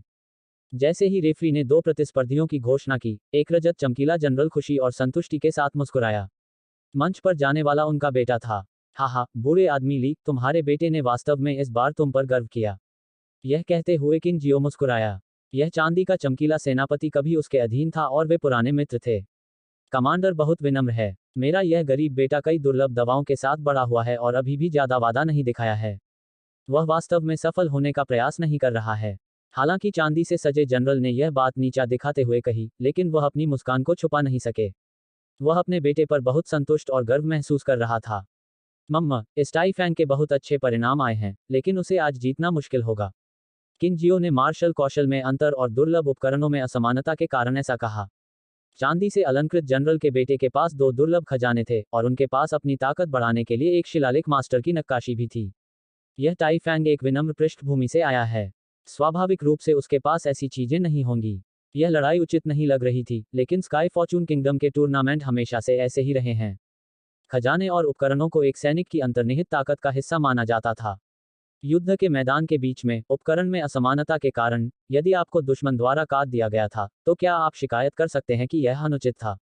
सेना के लिए प्रत्येक सैनिक को दुर्लभ उपकरणों की आपूर्ति करना असंभव था। इस प्रकार यदि कोई सैनिक तैयारी करना चाहता था, तो उनकी पारिवारिक पृष्ठभूमि भी उनकी ताकत का हिस्सा बन गई, और यहाँ तक एक महत्वपूर्ण हिस्सा भी। जब टाइफैंग मंच पर आए, तो उन्होंने अपनी 4 पैरों वाली तलवार निकाली। किनजियो ने मुई की ओर रुख किया, जो उसके पास बैठी थी। मिस्टर मुई, क्या यह टाइफैंग की तलवार भी एक खजाना है? उद्धरण चिन्ह। मुई ने अपनी दाढ़ी को सहलाया और सिर हिलाया। वास्तव में खजाना है, लेकिन यह क्षतिग्रस्त है। ओह, क्षतिग्रस्त। मुई के यह कहने के बाद किनजियो ने भी देखा कि तलवार की नोक छूट गई है। यह वास्तव में एक क्षतिग्रस्त तलवार थी। मुई ने कहा, क्षतिग्रस्त उपकरण निश्चित रूप से पूरे एक से भी बदतर है। इतना ही नहीं, यह टाइफैंग का एकमात्र खजाना है, जबकि ली क्वी के पास 2 हैं। उनकी खेती के 2 स्तर समान हो सकते हैं, लेकिन टाइफैंग की मार्शल स्किल मैनुअल ली क्यूई की तुलना में नीच है। यह लड़ाई टाइफैंग हार जाएगी, किनजियो ने कहा। हालांकि वह हार जाएगा, लेकिन यह टाइफैंग एक क्षतिग्रस्त तलवार के साथ इतनी दूर तक पहुंचने में कामयाब रहा, यह भी आश्चर्यजनक है। अगर इस अगली लड़ाई में वह 20 चाल चलने का प्रबंधन कर सकता है, तो मैं सेना के मार्शल हॉल में पदोन्नत हो सकता हूं। जिंग जुबान, इस लड़ाई पर एक अच्छी नजर डालें। तुम भी शरीर परिवर्तन की 5वीं परत में प्रवेश कर जाओगे। यद्यपि आप महिलाओं के लिए एक विशेष मार्शल कौशल का अभ्यास करते हैं, सभी जीव समान हैं, इसलिए यदि आप ध्यान से देखते हैं तो यह आपकी मदद करेगा। उद्धरण चिन्ह। किनजियो के आखिरी कुछ शब्द किन जिंगशुआन के लिए थे। उसने विनम्रता से सिर हिलाया और कहा, हाँ दादा। जैसे ही रेफरी ने लड़ाई शुरू की, ली क्यूई नाम का वह व्यक्ति कई भयंकर प्रहारों के साथ आगे बढ़ा। उन्होंने जल्द से जल्द लड़ाई खत्म करने की उम्मीद की। उसे हर पहलू में फायदा था। वह इसे जितनी जल्दी पूरा करे, उतना अच्छा है। उन्होंने ली परिवार 5 पवित्र पर्वत कृपाण कला के माध्यम से पारित गुप्त कौशल का उपयोग करना शुरू कर दिया। इस तरह की तलवारबाजी जबरदस्त थी, मानो कोई पहाड़ आप पर गिर रहा हो। प्रत्येक स्लैश और थरस्ट के साथ शक्ति की एक अतुलनीय रूप से थोपने की भावना थी। यह कम साधना स्तर के किसी भी व्यक्ति को तुरंत अभिभूत करने में सक्षम था। एक समान साधना के साथ भी असंख्य पहाड़ों की तरह आप पर कुचले गए इस प्रहार से बचाव करना कठिन था। अधिकांश बस विध्वंसकारी भारी हमले के आगे झुक जाएंगे। जैसे ही ली क्वी ने अपना कृपाण चलाया, हवा की सीटी से भर गई, जैसे कि एक पूरा ऑर्केस्ट्रा एक युद्ध गीत बजा रहा हो। उसके हाथ में कृपाण 500 जिन्स था। यह 5 पवित्र पर्वत कृपाण कला की जबरदस्त शक्ति को प्रदर्शित करने के लिए एकदम सही संयोजन था। अगर दुश्मन के हथियार की गुणवत्ता कम होती, तो हथियार आसानी से टूट जाता। टाइफैंग ने देखा कि ली क्वी नीचे आ रही है और उसकी आंखें सख्त हो गई हैं, उसका रंग बदल रहा है। उसे ली क्वी की गुप्त चाल के बारे में पता था। उसने अपनी कमर झुका ली और अपने पैरों को स्थिर कर लिया। दोनों हाथों से टूटी तलवार को पकड़कर उसका शरीर अशांत सच्चे सार की बाढ़ के साथ फूट पड़ा जो ब्लेड में डाला गया था। ली क्वी की जबरदस्त हड़ताल का सामना करते हुए वह केवल अपनी पूरी ताकत के साथ ही उससे मिल सका। लेकिन जैसे ही टाइफैंग ने तलवार में अपना असली सार डाला, उसके दिल ने थोड़ा सा झटका दिया। असली सार ऐसे बह रहा था मानो पहले से कहीं ज्यादा चिकना हो। टाइफैंग के पास यह तलवार पहले से ही कई महीनों से थी। अब से पहले जब उन्होंने ब्लेड में अपना असली सार डाला, तो यह एक जल निकासी खाई में पानी डालने जैसा था। तलवार ज्यादा सच्चे सार को अवशोषित नहीं कर सकी और वास्तव में बहुत कुछ बर्बाद किया। लेकिन इस बार ब्लेड अपने असली सार को एक तेज धारा की तरह चूस रहा था। अवशोषण की सहजता अतुलनीय थी और बर्बादी की एक भी भावना नहीं थी। ऐसा कैसे हो सकता है? टाइफैंग के पास यह सोचने का समय नहीं था कि ली क्वी का कृपाण उस पर उतर रहा है, इसलिए वह बस रोया और अपना ब्लेड ऊपर की ओर काट दिया। अपने सामान्य निम्न श्रेणी के सैन्य मार्शल कौशल टोटल एनिहिलेशन स्ट्राइक के साथ वह ली क्यूई के गुप्त उच्च स्तरीय मार्शल कौशल से मिले, जो उनके परिवार 5 सेक्रेड माउंटेन सेबर 8। उनके ब्लेड किसी भी तेज विस्फोट से टकराते हैं जिससे हवा भर जाती है। असली सार की टक्कर हवा में उठी और क्षेत्र का फर्श टूट गया। ली क्वी को 3 या 4 फीट पीछे की ओर धकेला गया था, लेकिन टाइफैंग को भी कुछ कदम पीछे हटने के लिए मजबूर किया गया था। समान रूप से मिलान किए गए। टाई फैंग ने हौंकते हुए अपने हाथ में ब्लेड को देखा, उसका चेहरा अविश्वास के रंग से भर रहा था। उसने पहले कभी लिक्वी के साथ लड़ाई नहीं की थी, और केवल उसके बारे में सुना था। अब उस हड़ताल के बाद, उसे अंततः एहसास हुआ कि यह आदमी वास्तव में कितना भयभीत था। इससे पहले, उसे कुछ हल्के घाव हुए होंगे, न कि कैसे वह अपने उस कृपाण को नियंत्रण में रखने में कामयाब रहा था। वह निश्चित रूप से जानता था कि यह उसकी अपनी ताकत नहीं थी जो बड़ी थी, लेकिन उसकी यह तलवार बदल गई थी। क्या यह कल से शिलालेख के प्रतीक के कारण था? टाई फैंग को ठीक से समझ नहीं आया कि शिलालेख कैसे काम करते हैं, लेकिन वे जानते थे कि वे हथियारों को मजबूत कर सकते हैं। टाई फैंग ने सोचा कि वे ब्लेड के तीखेपन को बढ़ा सकते हैं, लेकिन कल कई पेड़ों पर इसका परीक्षण करने के बाद उन्हें कुछ अलग महसूस नहीं हुआ, इसलिए वे निराश हो गए थे। उन्होंने कभी महसूस नहीं किया था कि शिलालेख तकनीक ने हथियार की ताकत बढ़ाने के लिए सच्चे सार का इस्तेमाल किया था। क्या यह वास्तव में एक शिक्षु का शिलालेख प्रतीक था? यह इतना उग्र कैसे हो सकता है? हालांकि उन्हें अधिकांश शिलालेखों की कीमत समझ में नहीं आती थी, लेकिन उनके दिल में वह पूरी तरह से जानते थे कि इतनी ताकत और इतने शक्तिशाली प्रभाव के साथ इस शिलालेख को केवल 100 सोने की पूंछ से खरीदा जा सकता है। सिर्फ एक टक्कर के साथ, ली क्यूई वास्तविकता में वापस आ गया था। इस आदमी ने उस टूटे हुए ब्लेड से अपनी कृपाण प्रहार की थी और भी बाहर आ गया था। शायद और भी अधिक। यह आदमी भयानक था। अच्छा, किन जियो ने प्रशंसा की। साधारण सेना मार्शल कौशल ली क्यूई के 5 सेक्रेड माउंटेन सेबर स्किल को टूटे हुए ब्लेड से दूर रखने में सक्षम था। यह टाई फैंग अच्छा है। बहुत अच्छा। मिस्टर मुई, आपको क्या लगता है? मुई ने अपनी भौहों को झुर्रीदार कर दिया और शब्दों के नुकसान में थी। यद्यपि उनका और किन जियो की साधना का स्तर लगभग समान था, वे एक शिलालेख मास्टर भी थे, इसलिए खजाने की उनकी समझ स्वाभाविक रूप से किन जियो से अधिक थी। एक क्षण पहले उस संक्षिप्त हड़ताल में, उसने स्पष्ट रूप से देखा कि टाई फैंग का टूटा हुआ ब्लेड ली क्वी के कृपाण से कम आश्चर्यजनक नहीं था। और ऐसा इसलिए था क्योंकि उस ब्लेड से निकलने वाले असली सार ने उसे भी झकझोर कर रख दिया था। ऐसा कैसे हो सकता है? क्षतिग्रस्त ब्लेड को देखकर, वह देख सकता था कि यह उच्च श्रेणी का खजाना नहीं था। क्या यह शिलालेख के प्रतीक के कारण हो सकता है? घर मार्शल वर्ल्ड अध्याय 20 शिलालेख कौशल। मार्शल वर्ल्ड अध्याय 20 शिलालेख कौशल। पिछला अध्याय। अगला अध्याय। खेले मात्रा रात के 12:01 रात के 12:19 ट्रुवित पूर्ण स्क्रीन। अध्याय 20 शिलालेख कौशल। अल्पविराम अल्पविराम अल्पविराम। टकराना। जैसा कि मिस्टर मुई सोच रही थी, टाई फैंग और ली क्यूई चिंगारी की एक और चमकदार बौछार में फिर से टकरा गए। वे दोनों हिंसक और शातिर योद्धा थे। उनकी प्रत्येक चाल दूसरे के साथ आमने सामने मिली। लेकिन टाई फैंग ने ली क्यूई से समान रूप से मेल खाने के लिए एक टूटी हुई तलवार पर भरोसा किया, और यहां तक उसकी तलवार से फटने वाले सच्चे सार की चमक ली क्यूई की कृपाण से कहीं अधिक थी। उद्धरण चिन्ह विस्मयादिबोधक चिन्ह उद्धरण चिन्ह। अगले संघर्ष में, लिक्वी ने एक लापरवाह गलती की और टाई फैंग की तलवार से खरोंच गई। हालांकि लिक्वी का कवच भी एक दुर्लभ खजाना था, विपक्ष की तलवार में एक खतरनाक सच्चा सार था जो उसके शरीर में व्याप्त और ड्रिल किया गया था। लिक्वी का चेहरा तुरंत सफेद हो गया और उसने लगभग एक कौर खून थूक दिया। यहां तक किन जियो ने भी देखा कि तलवार अजीब थी। उसने देखा और मुई ने कहा, ऐसा लगता है कि मैंने उस तलवार को कम करके आंका। मानव कदम में खजाने की कौन सी कोटि होगी? मुई ने उत्तर दिया, यह निश्चित रूप से मानव चरण के भीतर एक निम्न श्रेणी का खजाना है। उन्होंने अपनी उंगलियों को अपने आर्मरेस्ट के खिलाफ टैप किया क्योंकि उन्होंने सोचा कि संभावित कारण क्या था। इस समय, किन जिंगशुआन, जो युद्ध को ध्यान से देख रही थी, ने अपना मुंह खोला और कहा, गुरु, शायद इस खजाने पर एक महान शिलालेख मास्टर द्वारा एक प्रतीक उकेरा गया था। उद्धरण चिन्ह। मुई ने कहा, मुझे भी इस पर शक है। मैं सोच रहा था कि यह किस मास्टर के कौशल का हो सकता है। भले ही इस राज्य को तलवार पहले से ही क्षतिग्रस्त कर दी गई हो, ताकि वह इस तरह की शक्ति को नियंत्रित कर सके। As they talked amongst themselves, the fight on the stage was reaching its finale. Lychee had been injured and could no longer hold back anything else. It was time to use sixth type of the 5 Sacred Mountain Saber skill. He had just learned this skill and was saving it as his killer move in the final match, but right now he had no choice but to use it, otherwise he would suffer defeat.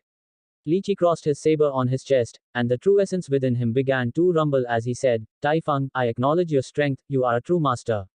With your ordinary martial skills you have pushed me to the point of hurting my pride and have me use my strongest blow. But it ends now. Get ready to meet my final strike.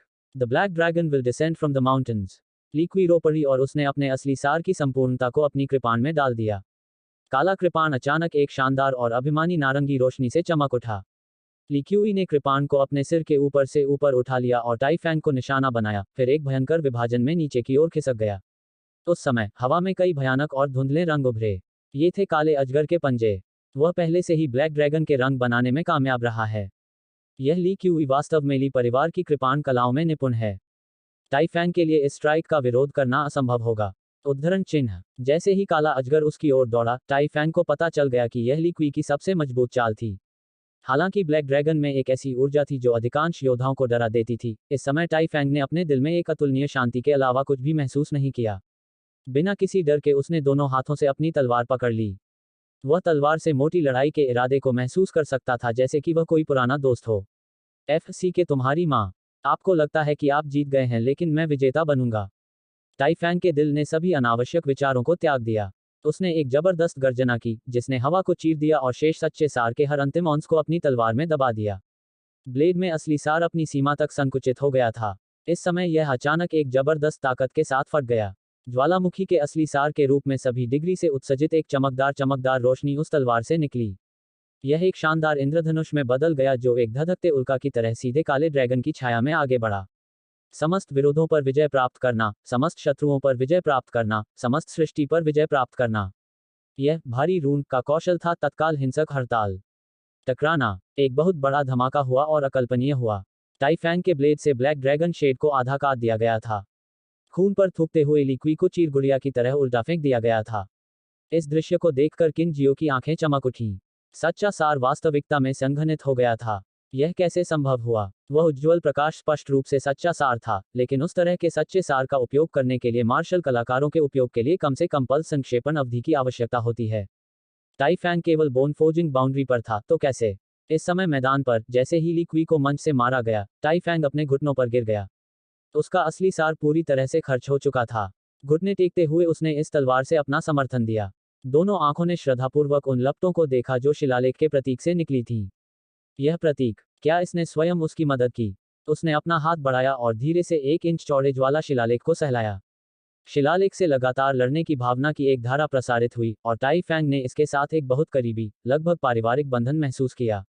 Referee मंच पर रुक गया और टाइफैंग की जीत की घोषणा की। यह एक आश्चर्यजनक व्यंग था। प्रतिभाशाली और उभरती हुई स्टार ली क्यूई को टाइफैंग ने हरा दिया था। किन जियो ने टाइफैंग की ओर ध्यान से देखा और मुई से कहा, ऐसा लगता है कि मैं अभी ठीक था। सच्चे सार ने आकार कैसे बदला? टाइफैंग ने यह कैसे किया? यह संभवतः कुछ मार्शल कौशल नहीं था। उद्धरण चिन्ह। ऐसा प्रतीत होता है। मुई ने एक गहरी सांस ली। उसकी आंखों में सदमे के निशान दिखाई दे रहे थे। उन्होंने कहा, अगर मैं गलत नहीं हूं, तो यह शिलालेख के प्रतीक का एक कौशल है। शिलालेख सच्चे सार के प्रवाह को बदल सकते हैं और कौशल भेज सकते हैं। स्काई फॉर्चून किंगडम में ऐसी तकनीकें लगभग सभी खो चुकी हैं। शिलालेख का कौशल। किन जियो दंग रह गया। वह शिलालेख कौशल को पूरी तरह से नहीं समझता था, लेकिन उसने उन्हें पहले देखा था। 80 साल पहले जब उन्होंने पूर्वी सूर्य देश से लड़ने के लिए सेना की कमान संभाली थी, तब उन्होंने उनके सेनापतियों से लड़ाई की थी और उस समय के शिलालेख प्रतीकों के कौशल को देखा था। यह सोचने के लिए कि 80 साल की अवधि के बाद वह इसे एक बार फिर देखेगा। उसने इस पर सोचा और फिर एक सैनिक से कहा, आदेश पास करो, टाइफैंग मुझसे मिलने आ जाओ। उद्धरण चिन्ह। हाँ, अल्पविराम। टाइफैंग ने नहीं सोचा था कि मार्शल किन उनसे व्यक्तिगत रूप से मिलने के लिए कहेगा। यह वास्तव में सबसे बड़ा सम्मान था। सामान्य परिस्थितियों में सैन्य अधिकारियों के पास मार्शल किन को सीधे देखने की योग्यता नहीं थी। हालांकि वह अनगिनत जीवन और मृत्यु स्थितियों से गुजर चुका था, लेकिन जैसे ही उसने मार्शल को देखा, दबाव की एक अत्यधिक भारी लहर ने उसे घुटने टेकने पर मजबूर कर दिया। उन्होंने कहा, टाइफैंग मार्शल का अभिवादन करता है। खड़े हो जाओ। किन जियो ने लहराया। मैंने आपको यहाँ एक प्रश्न पूछने के लिए बुलाया था। तुम्हारी तलवार कहाँ से आई? उद्धरण चिन्ह। मार्शल को रिपोर्ट करते हुए, 3 महीने पहले इसे एक लड़ाई के बाद दुश्मन से लिया गया था। ओह, मुझे एक नज़र देखने दो। हाँ, टाइफैंग ने अपनी तलवार भेंट की। किन जियो ने ब्लेड पर एक उंगली फड़फड़ाई क्योंकि हवा में एक स्पष्ट आवाज सुनाई दे रही थी। सोचा था कि यह लंबा था, वह बता सकता था कि वहां एक असामंजस्य का निशान था। तलवार अच्छी थी, लेकिन टूट गई थी। किन जियो ने मुई को तलवार दिखाई। मुई ने अपने हाथों में तलवार पकड़ रखी थी और अपनी निगाहें खुदी हुई ज्वाला पर बंद कर लीं। उसने हाथ बढ़ाया और शिलालेख को छुआ। आत्मा की शक्ति को देखते हुए उसने अपनी आंखें बंद कर लीं। मुई बहुत देर तक खड़ी रही। उसने एक भी शब्द नहीं कहा था, लेकिन किन जियो ने धैर्यपूर्वक प्रतीक्षा की। काफी समय बीत जाने के बाद मुई ने आखिरकार अपनी आंखें खोलीं। वो मुड़ा और किन जिंगशुआन को पकड़ने दिया। उसके लिए इससे कुछ भी बताना असंभव था, लेकिन वह केवल इतना चाहता था कि वह इस मास्टर के काम को महसूस कर सके। किन जिंगक्सुआन ने तलवार को अपने शरीर पर पकड़ रखा था और अपनी आत्मा की शक्ति को उकेरी हुई ज्वाला में डूबने दिया। क्योंकि वह इतनी केंद्रित थी, उसकी सुंदर बाहें मदद नहीं कर सकती थीं, लेकिन धीरे से हिलती थीं। यह कैसा है? मुई ने किन जिंगशुआन से पूछा। किन जिंगजुबान ने जवाब दिया, जिंगजुबान की प्रतिभा बहुत खराब है। मैंने केवल यह महसूस किया कि यह अतुलनीय रूप से रहस्यमय प्रतीकों और रेखाओं से भरा था। यह गुरु के हाथ से निकलनी चाहिए। मुई ने कहा, नहीं बता पाना सामान्य बात है। शिलालेख समाप्त होने के बाद गुप्त प्रतीकों और रनों को खजाने में छिपा दिया जाएगा। यह देखना मुश्किल है, विशेष रूप से एक शिलालेख के साथ यह जटिल और जटिल है। यह चौंका देने वाला है, लेकिन केवल तभी जब मैं और अधिक रहस्य खोज सकता था। मुई के यह कहने के बाद टाइफैंग ने कहा, मार्शल को रिपोर्ट करते हुए, टाइफैंग ने दुकान पर इस शिलालेख के प्रतीक को खरीदा। बिक्री के लिए 2 थे, लेकिन अफसोस की बात है कि मैंने केवल एक खरीदा। अगर मास्टर मुई को जरूरत है, तो मैं दूसरी दुकान खरीदने जाऊंगा। मम्मा, किन जियो चौंका, आपने यह शिलालेख खरीदा है? यह मूल रूप से तलवार पर नहीं था। हाँ, मैंने कल इसे व्यक्तिगत रूप से उकेरा था। मुई ने टाइफैंग की बातें सुनी और तुरंत उत्साहित हो गईं। उन्होंने पूछा, आपने इसे कहाँ से खरीदा? शहर चौक, नगर चौक। मुई रुक गई। उनकी राय में, वहां का माल कम से कम 1 या 200 सोने की टेल थी। वे टाइफैंग की पारिवारिक पृष्ठभूमि के साथ एक शिलालेख चिन्ह कैसे बेचेंगे? इसके अलावा, वह इसे कैसे खरीद सकता था? इसलिए मुई ने कुछ संदेह के साथ कहा, जहां तक जानता हूं, आपका परिवार सामान्य है। आपने इतना महंगा शिलालेख चिन्ह कैसे वहन किया? टाइफैंग हिचकिचाया और फिर सच कहा, यह है। जिस समय मैंने इसे खरीदा था, उस पर 100 सोने की पूंछ अंकित थी। अंत में मैं इसे वहन करने में सक्षम था। एक हुन। कितना था? आमतौर पर शांत रहने वाली मुई की आंखें तश्तरी की तरह चौड़ी हो गईं और वह हौंफने लगा। 100 सोने की पूंछ। यह 100 सोने की पूंछ में बिका।